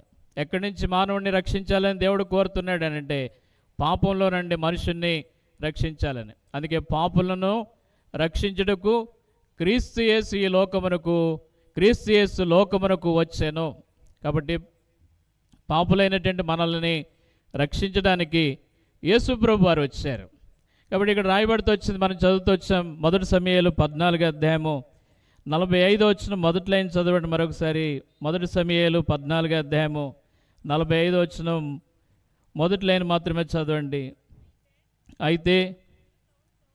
అయితే సౌలుతో, ఇశ్రాయేలుకి ఇంత గొప్ప రక్షణ కలుగజేసిన యోనాతాను మరణమవునా. కాబట్టి ఇశ్రాయేలుకి ఇంత గొప్ప రక్షణ కలుగజేసిన యోనాతాను మరణమవునా. కాబట్టి ఇశ్రాయేలు వారికి రక్షణ కలగజేస్తూ వచ్చాడు. అంటే దేవుని ద్వారా తాను ఫిలిస్తీన్లను ఓడించి దేవుని సహాయము ద్వారా ఇశ్రాయేలుకు ఆ యొక్క రక్షణ తీసుకొచ్చాడు. అంటే శత్రువు చేతిలో నుండి వారిని విడిపించాడు. వారి కొరకు ఎంతో ప్రయాసపడ్డాడు. వారిని రక్షించడానికి తన ప్రాణం పెట్టడానికి సంసిద్ధుడయ్యాడు. ఎంతో కష్టపడ్డాడు, ప్రయాసపడ్డాడు. ఇశ్రాయేలుకు ఫిలిస్తీన్ల చేతిలో నుండి తనకి రక్షణ లేకపోతే విడుదల యోనాతాను ద్వారా వారికి కలుగుతూ వచ్చింది. అంటే వారు ఎటువంటి పరిస్థితుల్లో ఉన్నారు? ఇశ్రాయేల్ ప్రజలు ఫిలిస్తీన్ల చేతిలో లేకపోతే ఫిలిస్తీన్లు ఉన్నటువంటి ఆ ప్రాంతంలో ఫిలిస్తీన్లు వారి దేశానికి వచ్చినప్పుడు, ఇశ్రాయేల్ దేశానికి వచ్చినప్పుడు, సౌలు యోనాతాను ఉన్నటువంటి దినాల్లో ఆ యొక్క బహుభయంకరమైనటువంటి పరిస్థితి ఏర్పడినప్పుడు ఇశ్రాయేల్ ఎటువంటి పరిస్థితుల్లో ఉన్నారు? కొన్ని తలంపులు మీకు జ్ఞాపకం చేసి ముగించాలని ఆశపడతా ఉన్నాను. 13వ అధ్యాయము, సమూయేలు మొదటి గ్రంథం 13వ అధ్యాయము 5వ వచనం చదవండి. సమూయేలు మొదటి గ్రంథం 13వ అధ్యాయం 5వ వచనం. ఫిలిష్తీయులు ఇశ్రాయేలుతో యుద్ధము చేయుటకై 30,000 రథములను 6,000 గుర్రపు రౌతులను సముద్రపు దరి నుండి ఇసుకరేణువులంత విస్తారమైన జనసమూహను సమకూర్చుకుని వచ్చిరి. వీరు బయలుదేరి బెతావేను తూర్పు దిక్కిన మిక్మాసులో దిగిరి. ఫిలిష్తీయులు ఇశ్రాయేలుతో యుద్ధం చేయడం కొరకై వారు పట్టణాలు ఏం చేస్తూ వచ్చారంటే చుట్టుముట్టినటువంటి పరిస్థితులు. అలాంటి సమయంలో ప్రజలు ఎలాగున్నారు? ప్రజలు అలాంటి స్థితిలో ఉన్నారు. ఈరోజు ఆ యొక్క ఫిలిష్తీయులు ఇశ్రాయేల్ని ఏం చేసేటువంటి వారు అంటే కొన్నిసార్లు తృణీకరించేవారు, కొన్నిసార్లు నాశనం చేసేటువంటి వారు, కొన్నిసార్లు వారిని మీద యుద్ధం చేసి వారిని ఓడించేటువంటి వారు ఇశ్రాయేల్ ప్రజల్ని. అలాంటి పరిస్థితులు అవి. కనుక ఫిలిష్తీయులు ఏం చేసేటువంటి వారు అంటే ఒక మాట చదువుతాను చూడండి. సమూయేలు 2వ గ్రంథం 23వ అధ్యాయం.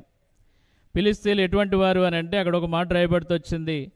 సమూయేలు 2వ గ్రంథం 23వ అధ్యాయం 9వ వచనం చదవండి. 3వ లైన్లో సమూయేలు 2వ గ్రంథం 23వ అధ్యాయం 9వ వచనం 3వ భాగంలో చదవండి. యుద్ధమునకు కూడి వచ్చిన ఫిలిష్తీయులు ఇశ్రాయేలును తిరస్కరించి ఢీకొని వచ్చినప్పుడు చాలండి. ఇశ్రాయేలును ఏం చేస్తూ వచ్చారంటే ఫిలిష్తీయులు తిరస్కరించేటువంటి వారు. అంటే ఒక మాటలో చెప్పాలంటే ఫిలిష్తీయులు అనేటువంటి వారు ఇశ్రాయేల్ ప్రజలను తిరస్కరించేటువంటి వారు. ఒక మాట చదవండి. యెహెజ్కేలు గ్రంథం 25వ అధ్యాయం. ఎలాంటి వారు అని అంటే అక్కడ రాయబడుతూ వచ్చింది. యెహెజ్కేలు గ్రంథం 25వ అధ్యాయం. యెహెజ్కేలు గ్రంథం 25వ అధ్యాయము 15వ వచనం చదవండి. యెహెజ్కేలు గ్రంథం 25వ అధ్యాయం 15వ వచనం. మరియు ప్రభువు యెహోవా ఈ మాట సెలవిచ్చున్నాడు, ఫిలిష్తీయులు పగ తీర్చుకొనొచ్చు, నాశనం చేయొచ్చు, మానని క్రోధము గలవారై తిరస్కారం చేయొచ్చు, పగ తీర్చుకొనిచున్నారు గనుక. చూడండి, ఫిలిష్తీయులు ఎటువంటి వారంటే వారు నాశనం చేసేటువంటి వారు, పగ తీర్చుకునేటువంటి వారు, నాశనం చేసేటువంటి వారు, మానని క్రోధము గలవారు, తిరస్కారం చేయొచ్చు, పగ తీర్చుకునేటువంటి వారు. ఫిలిష్తీయులు అటువంటి ప్రజలు, ఫిలిష్తీయులు అటువంటి వారు అని రాయబడుతూ వచ్చింది. అంటే ఒక మాటలో జ్ఞాపకం చేస్తున్నాను, వారు తిరస్కారం చేసేవారు, లేకపోతే తిరస్కరించేటువంటి వారు. కాబట్టి ఈరోజు ప్రియ సోదరుడు సోదరి, ఈ లోకంలో జీవిస్తూ ఉన్నావు. ఈ లోకంలో మనుషులు నేను తిరస్కారం చేయొచ్చు, లేకపోతే నేను తిరస్కరిస్తూ ఉండవచ్చు. ఈ లోకంలో అందరూ కూడా నేను తిరస్కారం చేసి నిన్ను ఎన్నో పర్యాయాలు రకరకాలైనటువంటి పరిస్థితుల్లో నీ జీవితంలో తిరస్కారం పొందినటువంటి వాడువై తిరస్కారం పొందినటువంటి జీవితం జీవిస్తూ ఉండవచ్చు. కానీ దేవుడు అంటున్నాడు, నేను తిరస్కారం చేయను అంటున్నాడు. మనుషులైతే ఈ లోకంలో ఫిలిష్తీయులు ఇశ్రాయేల్ను తిరస్కారం చేస్తూ వచ్చినటువంటి వారు. కానీ దేవుడు అంటున్నాడు, నేను తిరస్కారం చేయనటువంటి వాడిని అని దేవుడు సెలవిస్తా అన్నాడు. యోబు గ్రంథం 36వ అధ్యాయము 5వ వచనం చదవండి. యోబు గ్రంథం 36వ అధ్యాయం 5వ వచనం. యోబు గ్రంథం 36వ అధ్యాయం 5వ వచనం. ఆలోచించుము, దేవుడు బలవంతుడు కానీ ఆయన ఎవరిని తిరస్కారము చేయడు. చాలండి, దేవుడు బలవంతుడు కానీ ఆయనని ఎవరిని తిరస్కారం చేయడు. కాబట్టి ఫిలిష్తీయులు ఇశ్రాయేలును తిరస్కారం చేసేటువంటి వారు. అందుచేతనే ఈ రాత్రి మనుషులు నిన్ను తిరస్కారం చేయుచున్నా దేవుడు నిన్ను తిరస్కారము లేకపోతే తిరస్కరించేవాడు కాడు. ఆలోచించుము, దేవుడు బలవంతుడు కానీ ఆయన ఎవరిని తిరస్కారం చేయడు. అమ్మాయ్యా, ఈ రాత్రి మనుషులందరి చేత నేను తిరస్కారం పొందినవాడువై, లేకపోతే మనుషులందరూ నీ కుటుంబ సభ్యులు నిన్ను తిరస్కరిస్తూ వచ్చారేమో, లేకపోతే అందరూ కూడా నిన్ను తిరస్కారంతో చూస్తూ వచ్చారేమో, లేకపోతే అందరూ కూడా నిన్ను తిరస్కరిస్తూ ఉన్నారేమో. ఈ లోకంలో ఎక్కడ చూసినా నీ జీవితంలో అందరూ కూడా నేను తిరస్కారం చేసి నీ జీవితంలో ఎంతో భయంకరమైనటువంటి పరిస్థితుల్లో ఉన్నావేమో. కానీ ప్రేమ కలిగినటువంటి దేవుడు అంటున్నాడు, నేను నిన్ను తిరస్కారం చేయను అంటున్నాడు. కాబట్టి ఇట్టి దేవుడు నీకు కావాలి ఈ రాత్రి. అందుచేతనే ఇశ్రాయేలు ప్రజలకు ఉన్నటువంటి పరిస్థితులు కొన్ని విషయాలు మీకు జ్ఞాపకం చేస్తాను. వారు ఎలాంటి పరిస్థితులు ఉన్నారు చూడండి. సమూయేలు మొదటి గ్రంథం 13వ అధ్యాయం. సమూయేలు మొదటి గ్రంథం 13వ అధ్యాయము 7వ వచనం చదవండి. సమూయేలు మొదటి గ్రంథం 13వ అధ్యాయము 7వ వచనం. సమూయేలు మొదటి గ్రంథం 13వ అధ్యాయం 7వ వచనంలో కొందరు హెబ్రీయులు యోర్దాను నది దాటి గాదు దేశమునకును గిలాదునకు వెళ్ళిపోయారు కానీ సౌలు ఇంకను గిల్గాల్లో నుండెను. జనులందరూ భయపడుచు అతన్ని వెంబడించారు. మొదటి వారికి ఏముందంటే, ఫిలిస్తీన్లు వారిని చుట్టుముట్టిన తర్వాత ఆ ప్రజలకి ఉన్నటువంటి ఒక విషయం ఏంటంటే, జనులందరూ భయపడుచు వెళ్ళిపోయిరి, సౌలుని వెంబడించిరి. కాబట్టి ప్రజలకి ఏముంది అని అంటే భయం ఉంది. ఏం భయం అండి? ఏం భయం ఉంది? శత్రు భయం ఉంది. ఫిలిస్తీన్లు ఎప్పుడు వస్తారు, మమ్మల్ని చంపేస్తారు, రకరకాలైనటువంటి భయం వారిని ఆవరించింది. అందుకే జనులు భయపడుచు సౌలును వెంబడించుచుండిరి అని రాయబడింది. ఏం భయం ఉందంటే శత్రు భయం. అందుచేతనే దేవుని యొక్క వాక్యం సెలవిస్తుంది, ఈ భయాన్ని బట్టి మనుషునికి ఏమీ లేదట, నెమ్మది లేదు. నెమ్మది లేదు. చూడండి, జకరియా గ్రంథం 8వ అధ్యాయం 10వ వచనంలో రాయబడింది. జకరియా గ్రంథం 8వ అధ్యాయము 10వ వచనం చదవండి. జకరియా 8వ అధ్యాయము 10వ వచనం. జకరియా గ్రంథం 8వ అధ్యాయం 10వ వచనం, పేజీ నెంబర్ 780, పాత నిబంధన. జకరియా 8వ అధ్యాయం 10వ వచనం. ఆ దినములకు ముందు మనుషులకు కూలి దొరకక ఉండెను, పశువుల పనికి బాడిగ దొరకకపోయెను, తన పని మీద పోవానికి శత్రు భయము చేత నెమ్మది లేకపోయాను. చాలండి, శత్రు భయం చేత ఏమి లేదంట, నెమ్మది లేదు. కాబట్టి ఇశ్రాయేలుకు ఇప్పుడు ఏమి లేదంటే, భయపడుతున్నారంటే వారికి శత్రు భయం చేత వారికి ఏమి లేదంటే నెమ్మది లేదు. అలాగే ఈ లోకంలో ప్రతి మనుషుని కూడా ఒక భయం ఉంది. అనేక రకాలైన భయాలు ఉన్నాయి. యోబు గ్రంథంలో రాయబడుతూ వచ్చింది, ఆపదను చూసి భయపడుతున్నారట. కొన్నిసార్లు రకరకాలైనటువంటి పరిస్థితులను బట్టి భయపడుతున్నారట. కాబట్టి ఈ లోకంలో మనుషులు భయపడతా ఉన్నారు, ఎన్నో భయాలు. అందుకే దావీదు మహారాజు తాను సెలవిస్తూ వచ్చాడు, నాకు కలిగిన భయములన్నిటిలో నుండి దేవుడు విడిపించాడని. ఎన్నో భయాలు. కనుక ప్రియ సోదరుడా సోదరి, ఏదో ఒక భయం చేత పీడించబడుతూ ఉన్నాయేమో, ఏదో ఒక భయం నిన్ను ఆవరించిందేమో, ఎన్నో భయాల చేత నువ్వు భయపడుతూ ఉన్నావేమో. ఈ భయాలన్నిటిలో నుండి విడిపించేవాడు యేసుప్రభు వారు మాత్రమే. కాబట్టి వారికి శత్రు భయం చేత నెమ్మది లేకపోయాను. ఈ రాత్రి అమ్మాయ్య వింటున్నటువంటి ఎవరైనా సరే, నీకు ఎన్నో భయాల చేత నెమ్మది లేనటువంటి స్థితిలో ఉన్నాయేమో. అందుకే దేవుని యొక్క వాక్యం సెలవిస్తుంది, నాకు నెమ్మది లేదు, సుఖము లేదు, విశ్రాంతి లేదని రాయబడుతూ వచ్చింది. అంటే మనుషునికి ఏమి లేదంటే నెమ్మది లేదు, సుఖము లేదు, విశ్రాంతి లేనటువంటి స్థితిలో జీవిస్తూ ఉన్నాడు. దానికి అంతటికే కారణం భయం. చూడండి, యోబు గ్రంథం 3వ అధ్యాయం 26వ వచనంలో మనుషునికి ఏమి లేదంటే అక్కడ రాయబడుతూ వచ్చింది. యోబు గ్రంథం 3వ అధ్యాయము 26వ వచనంలో, యోబు గ్రంథం 3వ అధ్యాయం 26వ వచనం, నాకు నెమ్మది లేదు, సుఖము లేదు, విశ్రాంతి లేదు, శ్రమయే సంభవించున్నది. అక్కడ రాయబడుతూ వచ్చింది, నాకు నెమ్మది లేదు, సుఖము లేదు, విశ్రాంతి లేదు. ఈరోజు మనుషునికి ఏమి లేదంటే నెమ్మది లేదు, సుఖం లేదు, విశ్రాంతి లేదు. కారణం ఏంటంటే భయం. ఇశ్రాయేలు ప్రజలకు ఏముందంటే భయం. ఏం భయం అంటే శత్రు భయం. శత్రు భయం చేత నెమ్మది లేకపోయాను.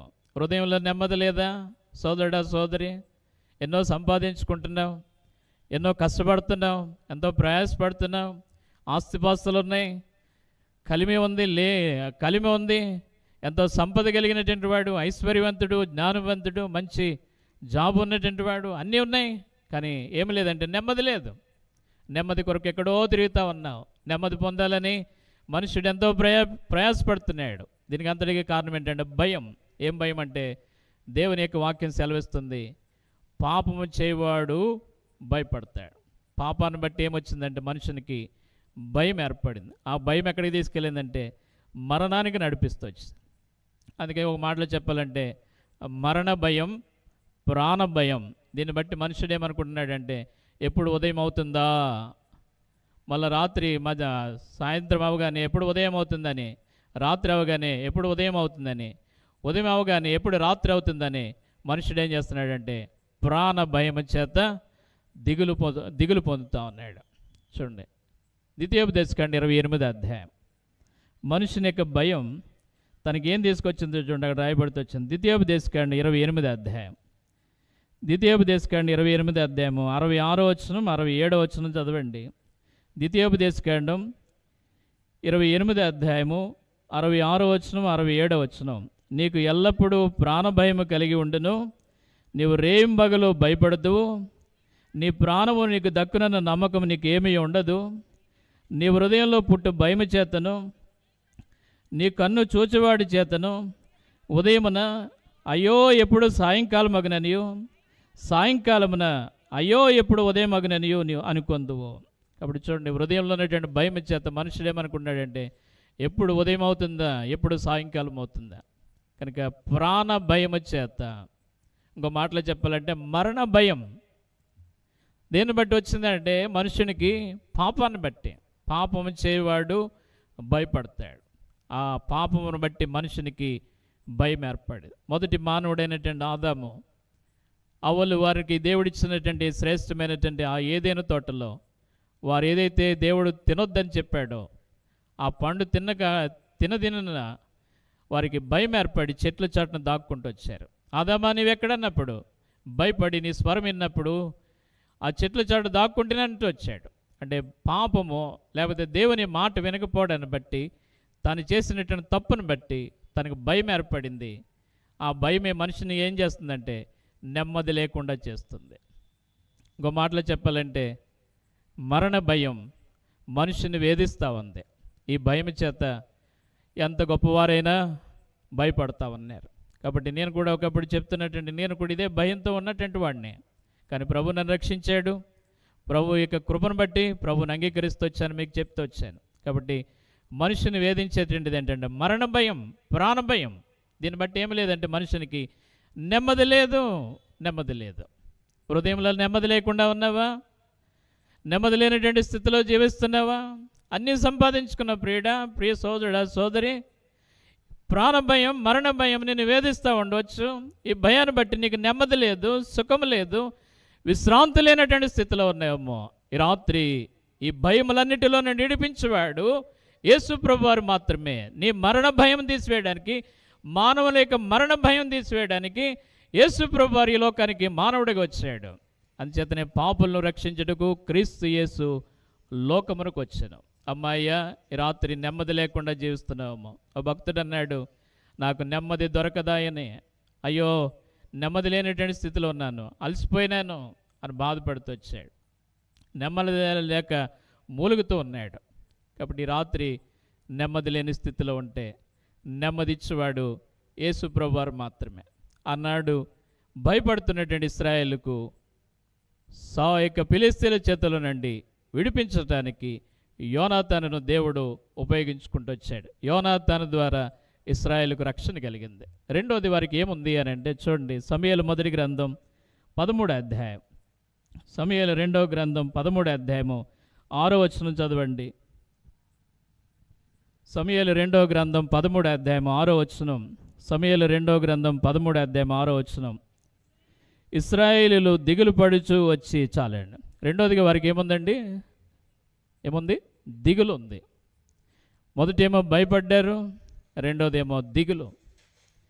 ఏమైపోతామో, ఫిలిష్తీయులు మమ్మల్ని చుట్టుముట్టారు, ఈ పరిస్థితులను బట్టి వారిలో ఏముందంటే దిగులుతో ఉన్నారు. ఈ రాత్రి అన్నీ ఉన్నాయి సోదరుడా, సోదరి, నెమ్మది లేదు నీ జీవితంలో. దిగులు పడుతున్నాయేమో, నా జీవితం ఏమవుతుంది, నేనేమైపోతాను, నా జీవిత గమ్యం ఏమంటి అని దిగులుతో ఉన్నాయేమో. ఇశ్రాయేల్ ప్రజలకు ఏముందంటే దిగులు. ఈ రాత్రి సోదరుడా, సోదరి, దిగులు పడుతూ ఉన్నావా? నీ దిగులను తీసివేసేటువంటి వాడు ఒక్కడే, యేసు ప్రభువారు మాత్రమే. దిగులు పడుతూ ఉంటే దిగులు పడి కొన్నిసార్లు మనుషులు ఏం చేస్తారంటే చనిపోతారు. వారికి రోగము లేకపోతే అనారోగ్యం ఏర్పడి దిగులును బట్టి చనిపోతారు. కొన్నిసార్లు దిగులు పడుతూ ఉంటారు. కుటుంబం కొరకు దిగులు, లేకపోతే ఆయా రకాలైనటువంటి దిగులు మనిషిని ఆవరించింది. దిగులు చేత ఉన్నటువంటి నిన్ను దిగులు తీసివేయడానికి నీవు దిగులు పడతావంటే దిగులు పడి కొన్నిసార్లు మనుషులు చనిపోతారు. కారణం ఏంటంటే అతడు దిగులు పెట్టుకున్నాడండి అంటారు. కొన్నిసార్లు అలాగూ మనుషులు తన జీవితంలో దిగులు పడతా ఉంటారు. యోసేపు లేడు అనేటువంటి వార్త యాకోబు తెలియగానే తను ఎంతో దిగులులోకి వచ్చేసాడు. అందుకే వారిని యాకోబు మరలా ఆ యొక్క యోసేపు బ్రతికున్నాడని తెలియగానే అప్పుడు తెప్పరిలేంది తన ప్రాణం. అప్పటి వరకు దిగులు ఉంది. కనుక కొన్నిసార్లు మనుషునికి ఏముందంటే దిగులు. ఎన్ని ఉన్నప్పటికీ కూడా మనుషుని యొక్క హృదయంలో ఉన్నటువంటి దిగులు తీసివేయలేరు. అందుకే దేవుడు అంటున్నాడు, నీ దిగులును తీసివేయడానికి. ఆనాడు దిగులు పడుతున్నటువంటి ఇశ్రాయేలు ప్రజలు పరిస్థితిని దేవుడు గమనించి యోనాతాను పంపించాడు. యోనాతాను ద్వారా ఇశ్రాయేలుకు గొప్ప రక్షణ కలిగింది. ఈ రాత్రి దిగులుతో ఉన్నామో. మూడవది అది రాయబడించండి. సమూయేలు మొదటి గ్రంథం 13వ అధ్యాయము 6వ వచనం చదవండి. సమూయేలు మొదటి గ్రంథం 13వ అధ్యాయం 6వ వచనం. ఇశ్రాయేలీయులు దిగులు పడుచు వచ్చి తాము ఇరుకులోనున్నట్టు తెలుసుకుని, చాలండి ఎట్లా ఉన్నారంటే వారు ఇరుకులో ఉన్నారు. అంటే ఇరుక్కుపోయారు, చిక్కుకుపోయారు. అంటే ఎలాగున్నారంటే ఫిలిష్తీయులు వారిని చుట్టుముట్టారు. ఇప్పుడు వారు తెలుసుకున్నది ఏంటంటే ఇరుకులోనున్నట్టు తెలుసుకునే. ఈ రాత్రి ఎక్కడో చిక్కుకుపోయామో, ఇరుకులో ఉన్నాయేమో, బయటికి రాలేనటువంటి స్థితిలో ఉన్నాయేమో, అయ్యో ఈ పరిస్థితిలో ఉన్నానయ్యా అని బాధపడుతున్నాయేమో. ఇరుకులోనున్నట్టు వారు ఏం చేశారంట తెలుసుకున్నారు. ఈ రాత్రి ఇరుకులో ఉన్నావేమో, విశాలమైనటువంటి స్థలంలోనికి నేను తీసుకురావాలని దేవుడు ఇష్టపడుతున్నాడు. ఇరుకులో ఉండి ఇబ్బంది పడుతున్నావేమో, లేకపోతే ఇరుకులో ఉండి నీ జీవితం, అయ్యో నా జీవితం ఇరుకులో ఉన్నాను, చిక్కుకుపోయినానయ్యా అని బాధపడుతున్నావేమో. వారి జీవితంలో ఈ 3 విషయాలు మీకు జ్ఞాపకం చేస్తున్నాను. మొదటిది భయము, రెండవది దిగులు, మూడవది ఇరుకు. ఇరుకులోనున్నావేమో. ఈ రాత్రి మిక్కిలి ఇరుకులో చిక్కుకుని ఉన్నామో. ఓ మాట చదివితే బాగుంటుంది. దినవృత్తాంతాల మొదటి గ్రంథం 21వ అధ్యాయం. తాను ఒక మాట అన్నాడు దావీదు, చూడండి. మొదటి దినవృత్తాంతాల గ్రంథం 21వ అధ్యాయం తాను చెప్తూ ఒక మాట సెలవిస్తూ వచ్చారు. మొదటి దినవృత్తాంతాల గ్రంథం 21వ అధ్యాయము 13వ వచనం చదవండి. మొదటి లైన్ మాత్రమే.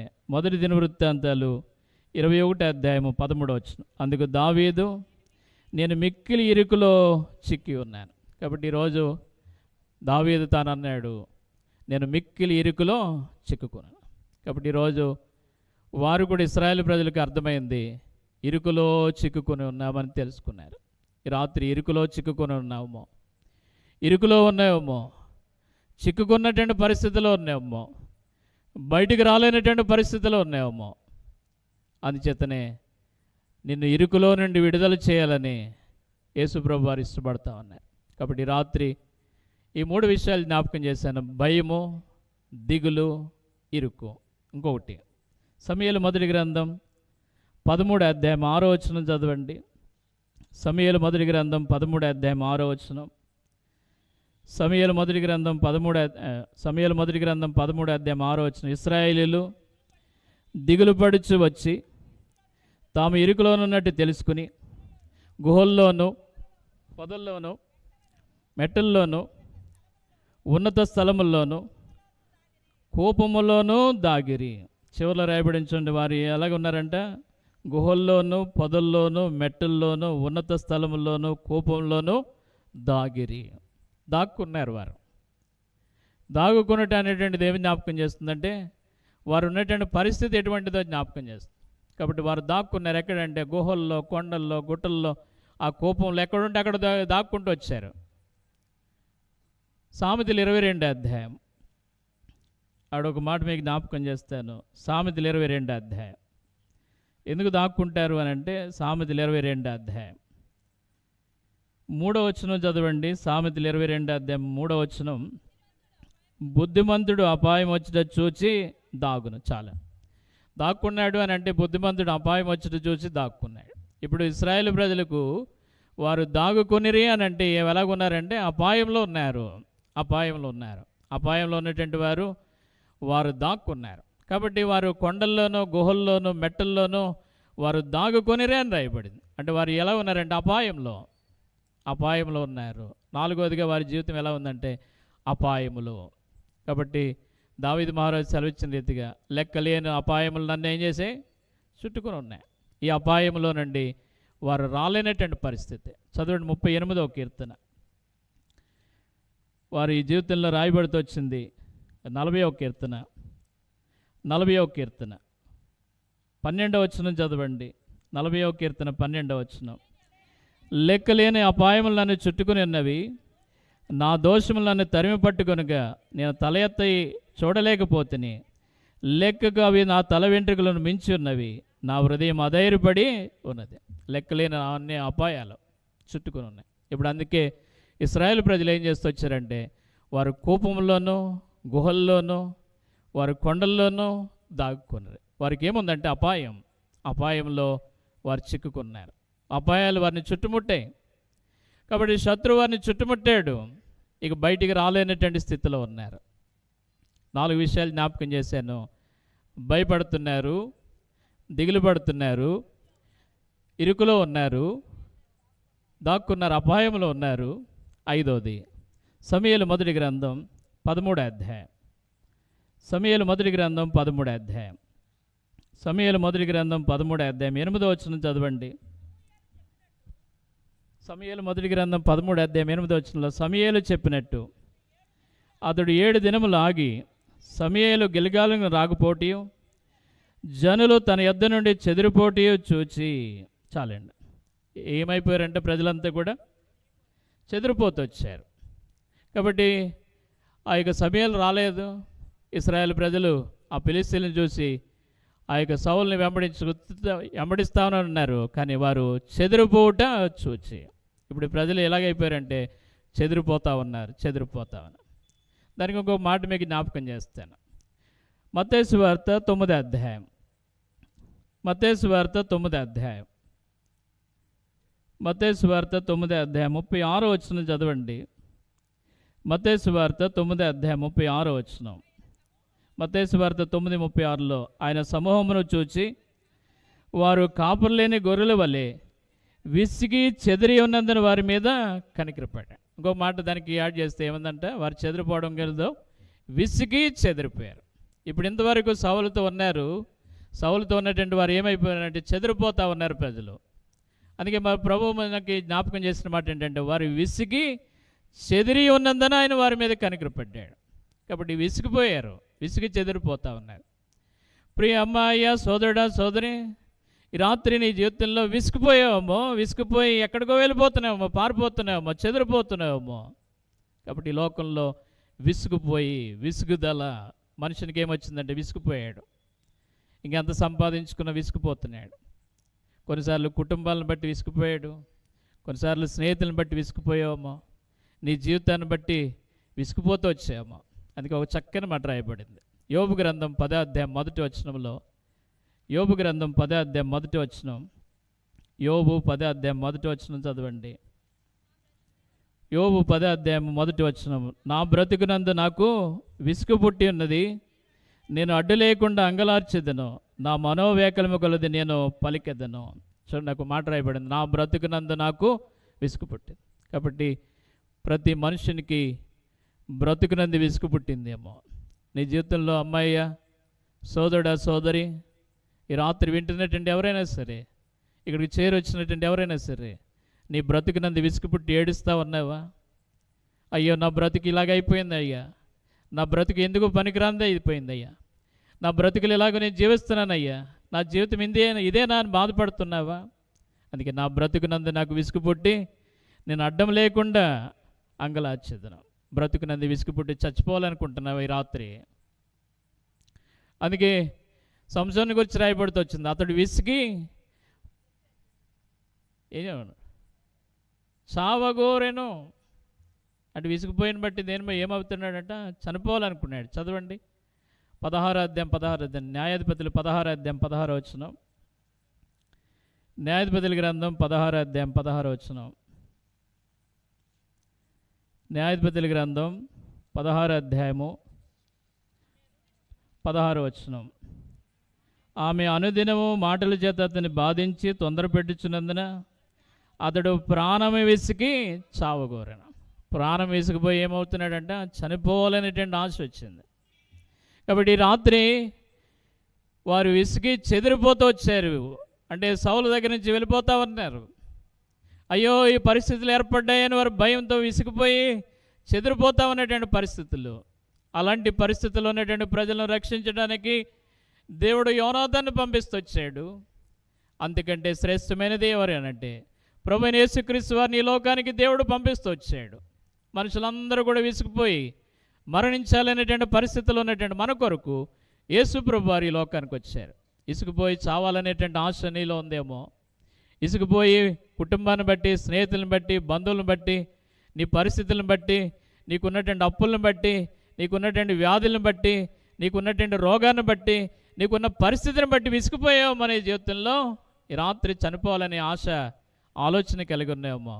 మానుకో సోదరుడా, సోదరి, విసుగుదలలో ఉన్నటువంటి నిన్ను విడిపించటానికి యేసయ్య వచ్చాడు. అందుకే విసిగి చావగోరెను. కాబట్టి వారి జీవితంలో ఇవన్నీ కూడా ఉన్నాయి. అందుకే విసిగి చెదిరి ఉన్న ప్రజల మీద యేసు ప్రభు వారు కనికరపడ్డారు. కాబట్టి భయాన్ని బట్టి నెమ్మది లేని స్థితి, దిగుల, మూడవదిగా ఇరుకులో చిక్కుకొని ఉన్నావా, నాలుగవదిగా అపాయాలు నిన్ను చుట్టుకొని ఉన్నాయా, బయటికి రాలేని స్థితి, ఐదవదిగా విసిగిపోయి నా జీవితం ఎందుకయ్యా చనిపోవాలనేటువంటి ఆలోచన, తపన కలిగి ఉన్నావా. ఇంకొక మాట జ్ఞాపకం చేస్తాను. సమూయేలు మొదటి గ్రంథం 13వ అధ్యాయం. సమూయేలు మొదటి గ్రంథం 13వ అధ్యాయం. సమూయేలు మొదటి గ్రంథం 13వ అధ్యాయము 21, 22 వచనాలు చదవండి.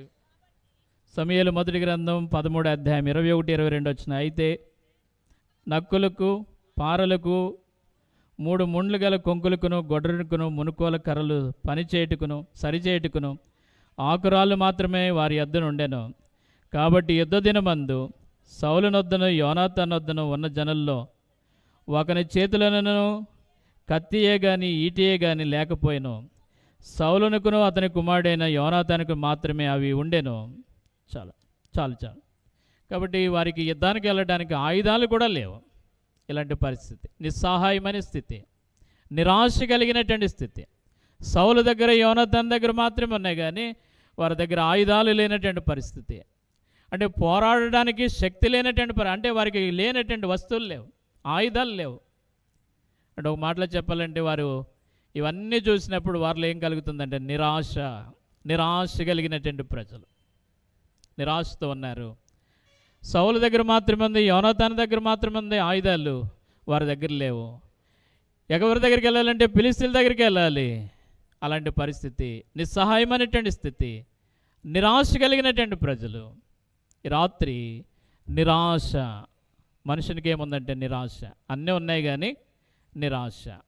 అందుకే దేవుని యొక్క వాక్యంలో సెలవిస్తున్నాడు, ఎట్టి వారిని గూర్చి అయినను నీవు నిరాశ చేసుకోకూడదు.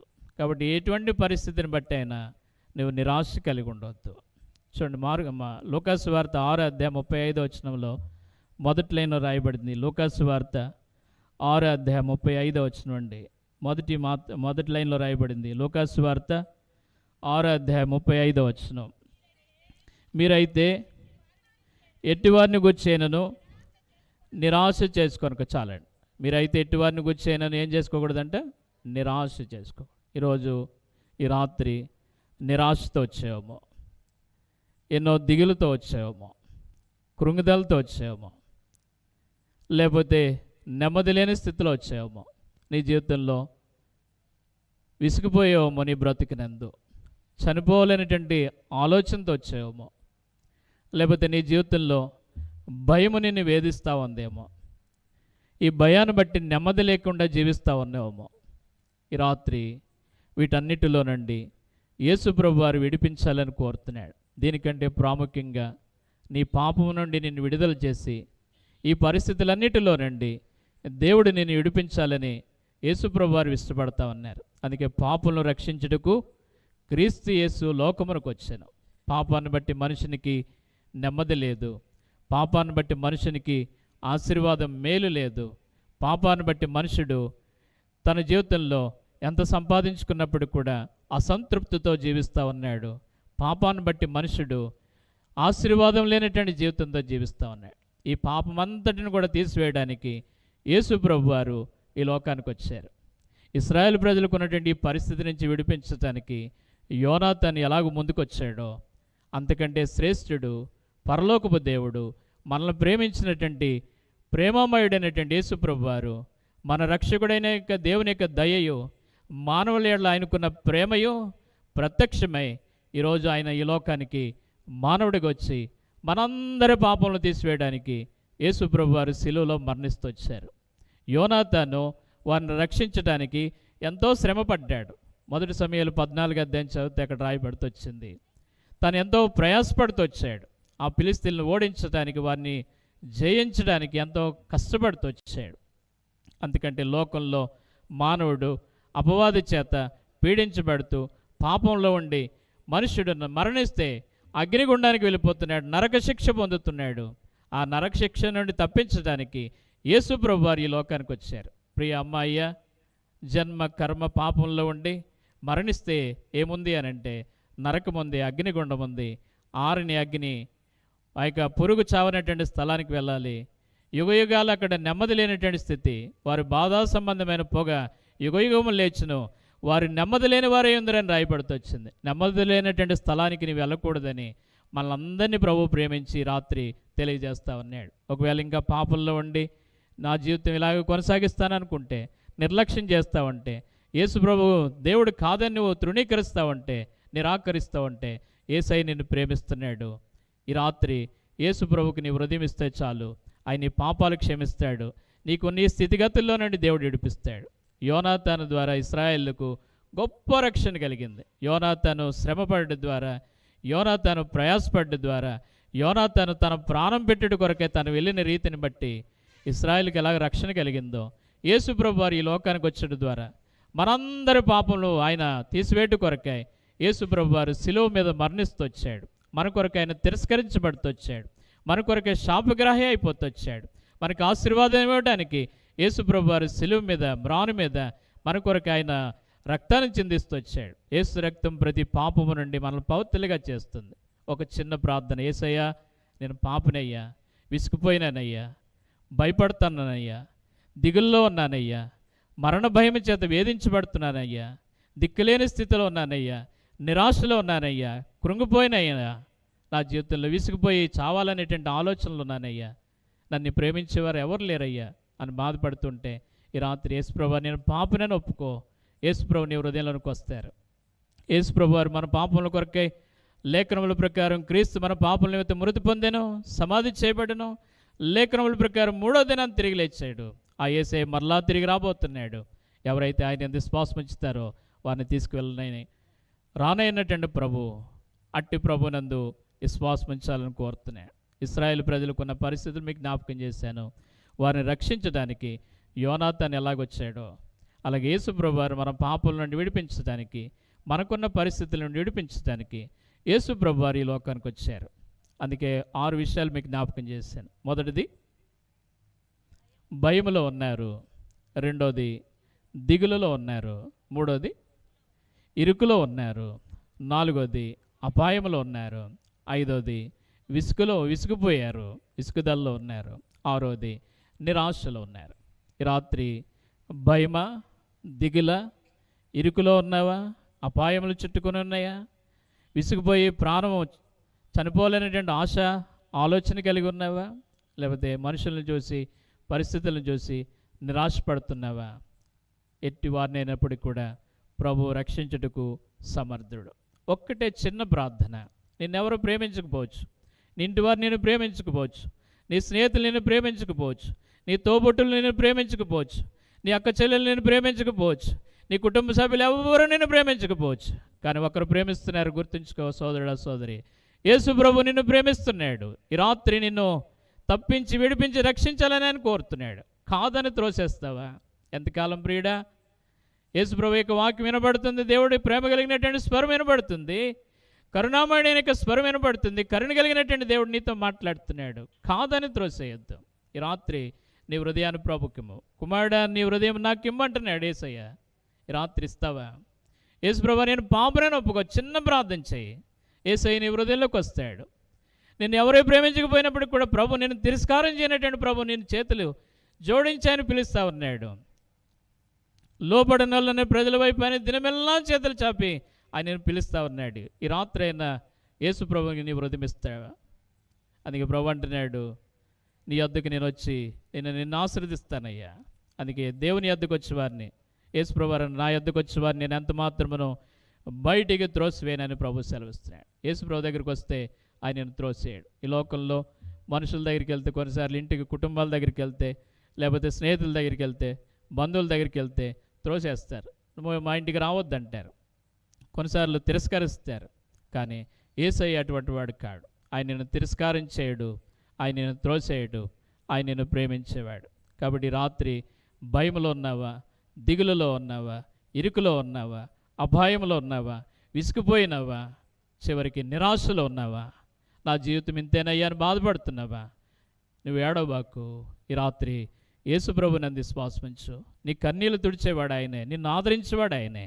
ఒకవేళ అదే స్థితిలో ఉండి మరణిస్తే, పాపంలో ఉండి మరణిస్తే అగ్నిగుండం ఉంది, అక్కడ ఎవరు నిన్ను తప్పించలేరు. అందుకే యేసు ప్రభు నిన్ను ప్రేమించి ఈ రాత్రి మాటలు తెలియజేస్తున్నాడు. ప్రభు అయిన యేసు నందు విశ్వాసముంచు.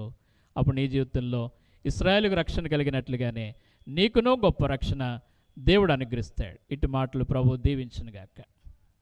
ప్రార్థన చేసుకుందాం. కళ్ళు మూసుకోనండి. మోకాల మీదకి రండి. మోకరించగలిగిన వాళ్ళందరూ మోకాల మీదకి రండి. ప్రియమైన సహోదరుడా, ప్రియమైన సహోదరి, ఈ రాత్రి దేవుడు నీతో మాట్లాడినాడు. ఆయన మాటలు నువ్వు పెడచెవిన పెట్టొద్దు, త్రోసివేయద్దు, నెట్టివేయద్దు. ఆయన మాటలు నువ్వు వదిలివేయద్దు. దేవుడు నీతో మాట్లాడినాడు. తన దాసుని నిలబెట్టుకొని ఇశ్రాయేలుకు గొప్ప రక్షణ కలిగజేశాడు దేవుడు యోనాతాను ద్వారా. ప్రభువైన యేసుక్రీస్తు ద్వారా నీకు, నాకు, మనందరికీ గొప్ప రక్షణ. వాళ్ళైతే భయంతో ఉన్నారు, దిగులుతో ఉన్నారు, వాళ్ళైతే మరి విసుగులో ఉన్నారు, ఎన్నో రకరకాల ఇబ్బందుల్లో ఉన్నారు. అట్లాంటి వారికి యోనాతాను గొప్ప రక్షణ కలిగజేశాడు. ఈ రోజున నీ జీవితంలో ఏ దిగులు, ఏ భయమో, ఏ చింత, ఏ వేదన, ఏ సమస్య, ఎలాంటి సమస్యలు ఉన్నా నీకు రక్షణ కలుగు చేయడానికి యేసుక్రీస్తు వారి గాయపడిన చేతులు చాపాడు. ప్రేమైన సహోదరుడా, ఆయన యొక్క గాయపడిన చేతుల్లో నీకు రావాలమ్మా. అయ్యా, ఆయన గాయపడిన చేతుల్లోనికి నువ్వు రావాలి. యేసయ్య నీతో మాట్లాడుతున్నాడు. నా కుమారుడా, నా ఎద్దుకురా. నా కుమారుడా, నీ హృదయం నాకి. నా కుమారుడా, నీ పాపాలు ఒప్పుకో. ఇదే మీకు అనుకూలమైన సమయం. ప్రియమైన సహోదరుడా, ప్రియమైన సహోదరి, దేవుడు నీతో మాట్లాడుతూ ఉండగా ఇదే ఇదే ఇదే రేపనే దానికి రూపే లేదు. రేపు తీర్మానం చేసుకుందాంలే అనుకుంటేమో గ్యారెంటీ ఉందా? మనం కట్టుకున్న వస్త్రానికని గ్యారెంటీ ఉంది, మనం పట్టుకున్న బైబిల్ కానీ గ్యారెంటీ ఉంది, మన ప్రాణానికి గ్యారెంటీ లేదు. ప్రియమైన సహోదరుడా, యేసయ్య దగ్గరికి రా, మోకాళ్ళ మీదకి రా. ప్రభువా నేను పాపిని, ప్రభువా నేను పాపిని, ప్రభువా నేను పాపిని. ఒప్పుకో అయ్యా, ఒప్పుకో అమ్మా, ఒప్పుకోమ్మా. మనుషులు ఎవరో చూస్తున్నారని సిగ్గుపడ మాకు. దేవాది దేవుడు నీ విషయం సిగ్గుపడితే రక్తం కార్చేవాడా, ప్రాణం పెట్టేవాడా? యేసయ్య సిగ్గుపడకుండా ముఖను ఉమ్మి వేయించుకున్నాడే నీ కోసము. యేసయ్య సిగ్గుపడకుండా నీ కొరకు కాలంలో మేకులు కొట్టించుకున్నాడే. యేసయ్య సిగ్గుపడకుండా చేతుల్లో చీళ్ళు కొట్టించుకున్నాడే. యేసయ్య నీ కొరకు ఇంతగా క్రైమ్ చెల్లించాడే. ఆ ప్రభు కొరకు నువ్వు సిగ్గుపడతావా? వద్దమ్మా, అయ్యా వద్దు. మరణం ఎప్పుడు వస్తుందో తెలియదమ్మా. ఈ రాత్రే దేవుడు నీతో మాట్లాడుతున్నాడు. నా కుమారుడా, మనసు మార్చుకో. నా కుమార్తె, నీ పాపాలు ఒప్పుకో. నా కుమారుడా, నీ హృదయం నాకి. నా కుమార్తె, జీవితం సమర్పించుకొని ప్రభు మాట్లాడుతున్నాడు. ప్రార్థన చేసుకుందాం. నీ జీవితంలో గమ్యంబు ఏదో ఒకసారి యోచించవా? ఈనాడు నీవు ప్రభు యేసు కొరకు నీ హృదయమర్పింపవా? ఈనాడు నీవు ప్రభు యేసు కొరకు నీ హృదయమర్పింపవా? చింపవా.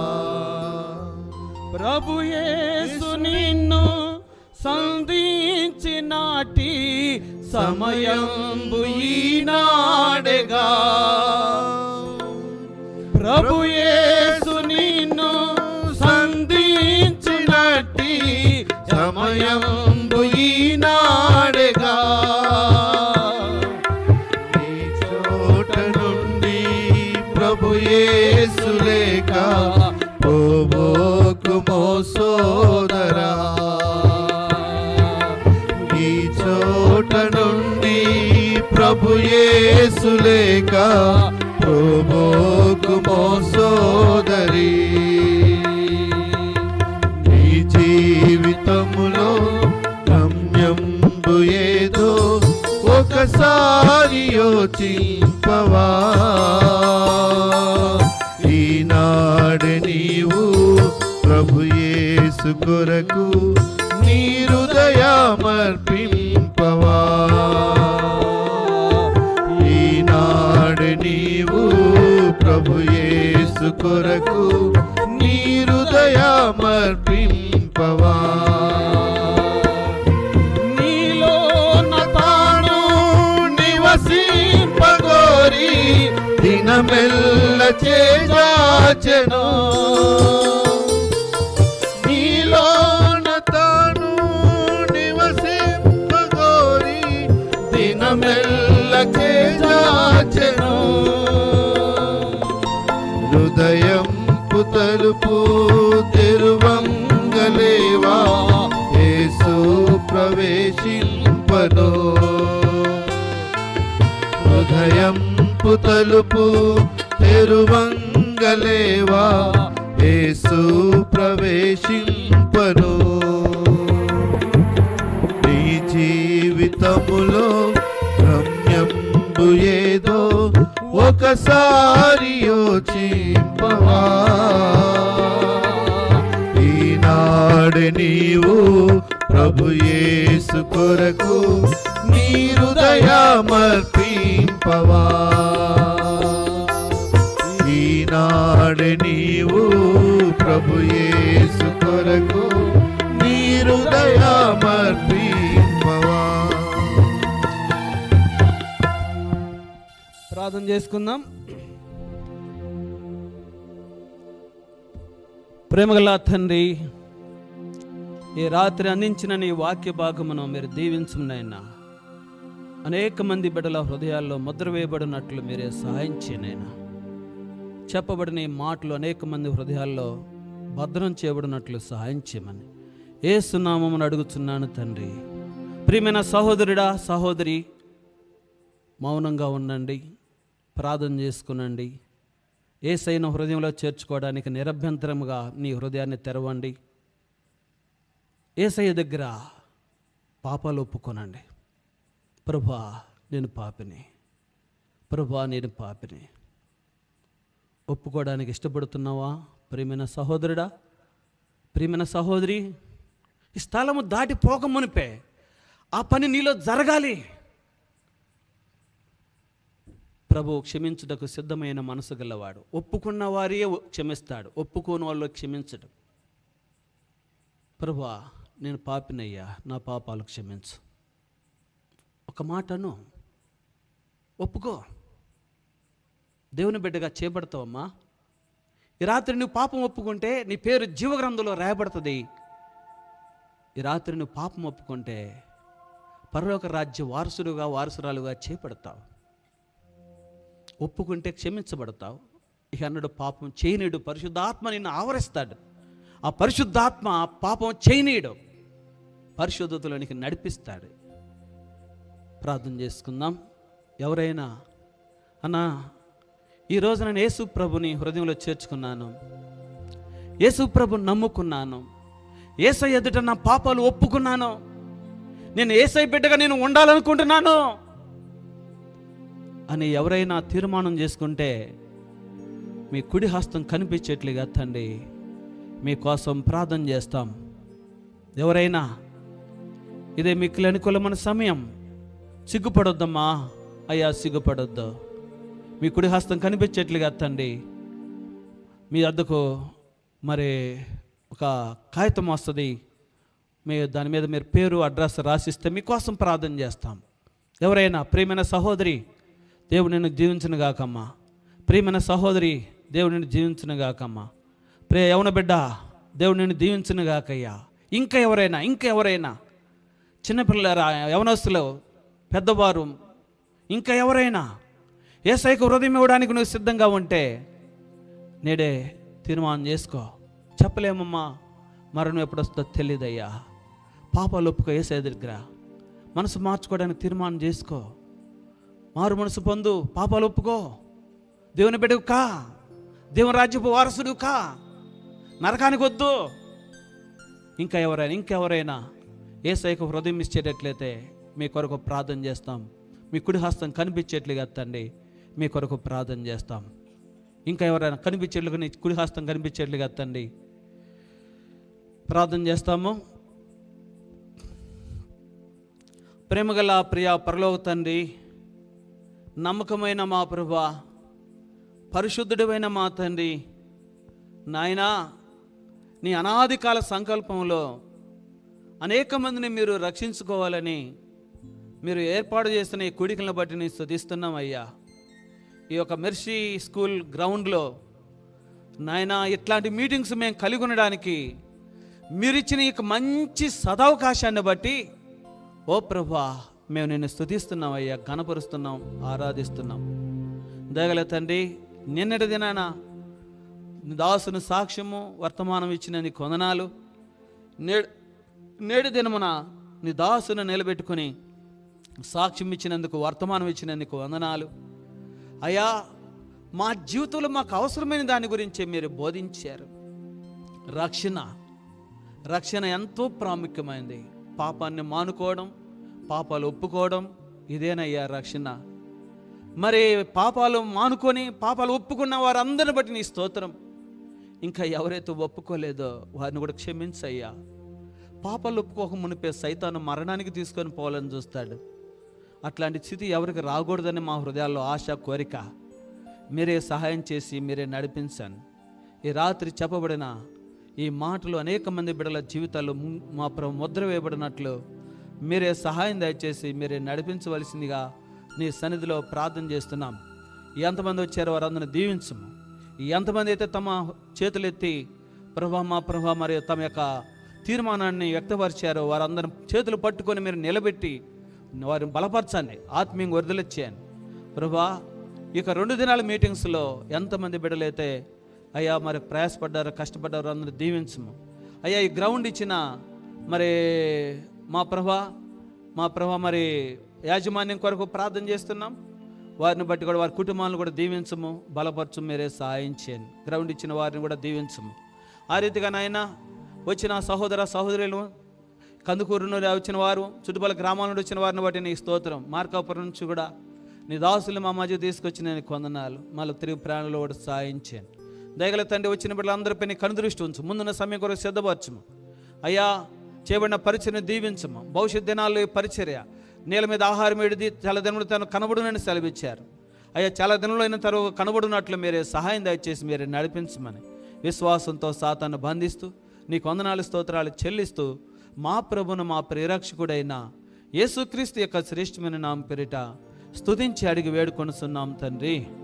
ఆమేన్.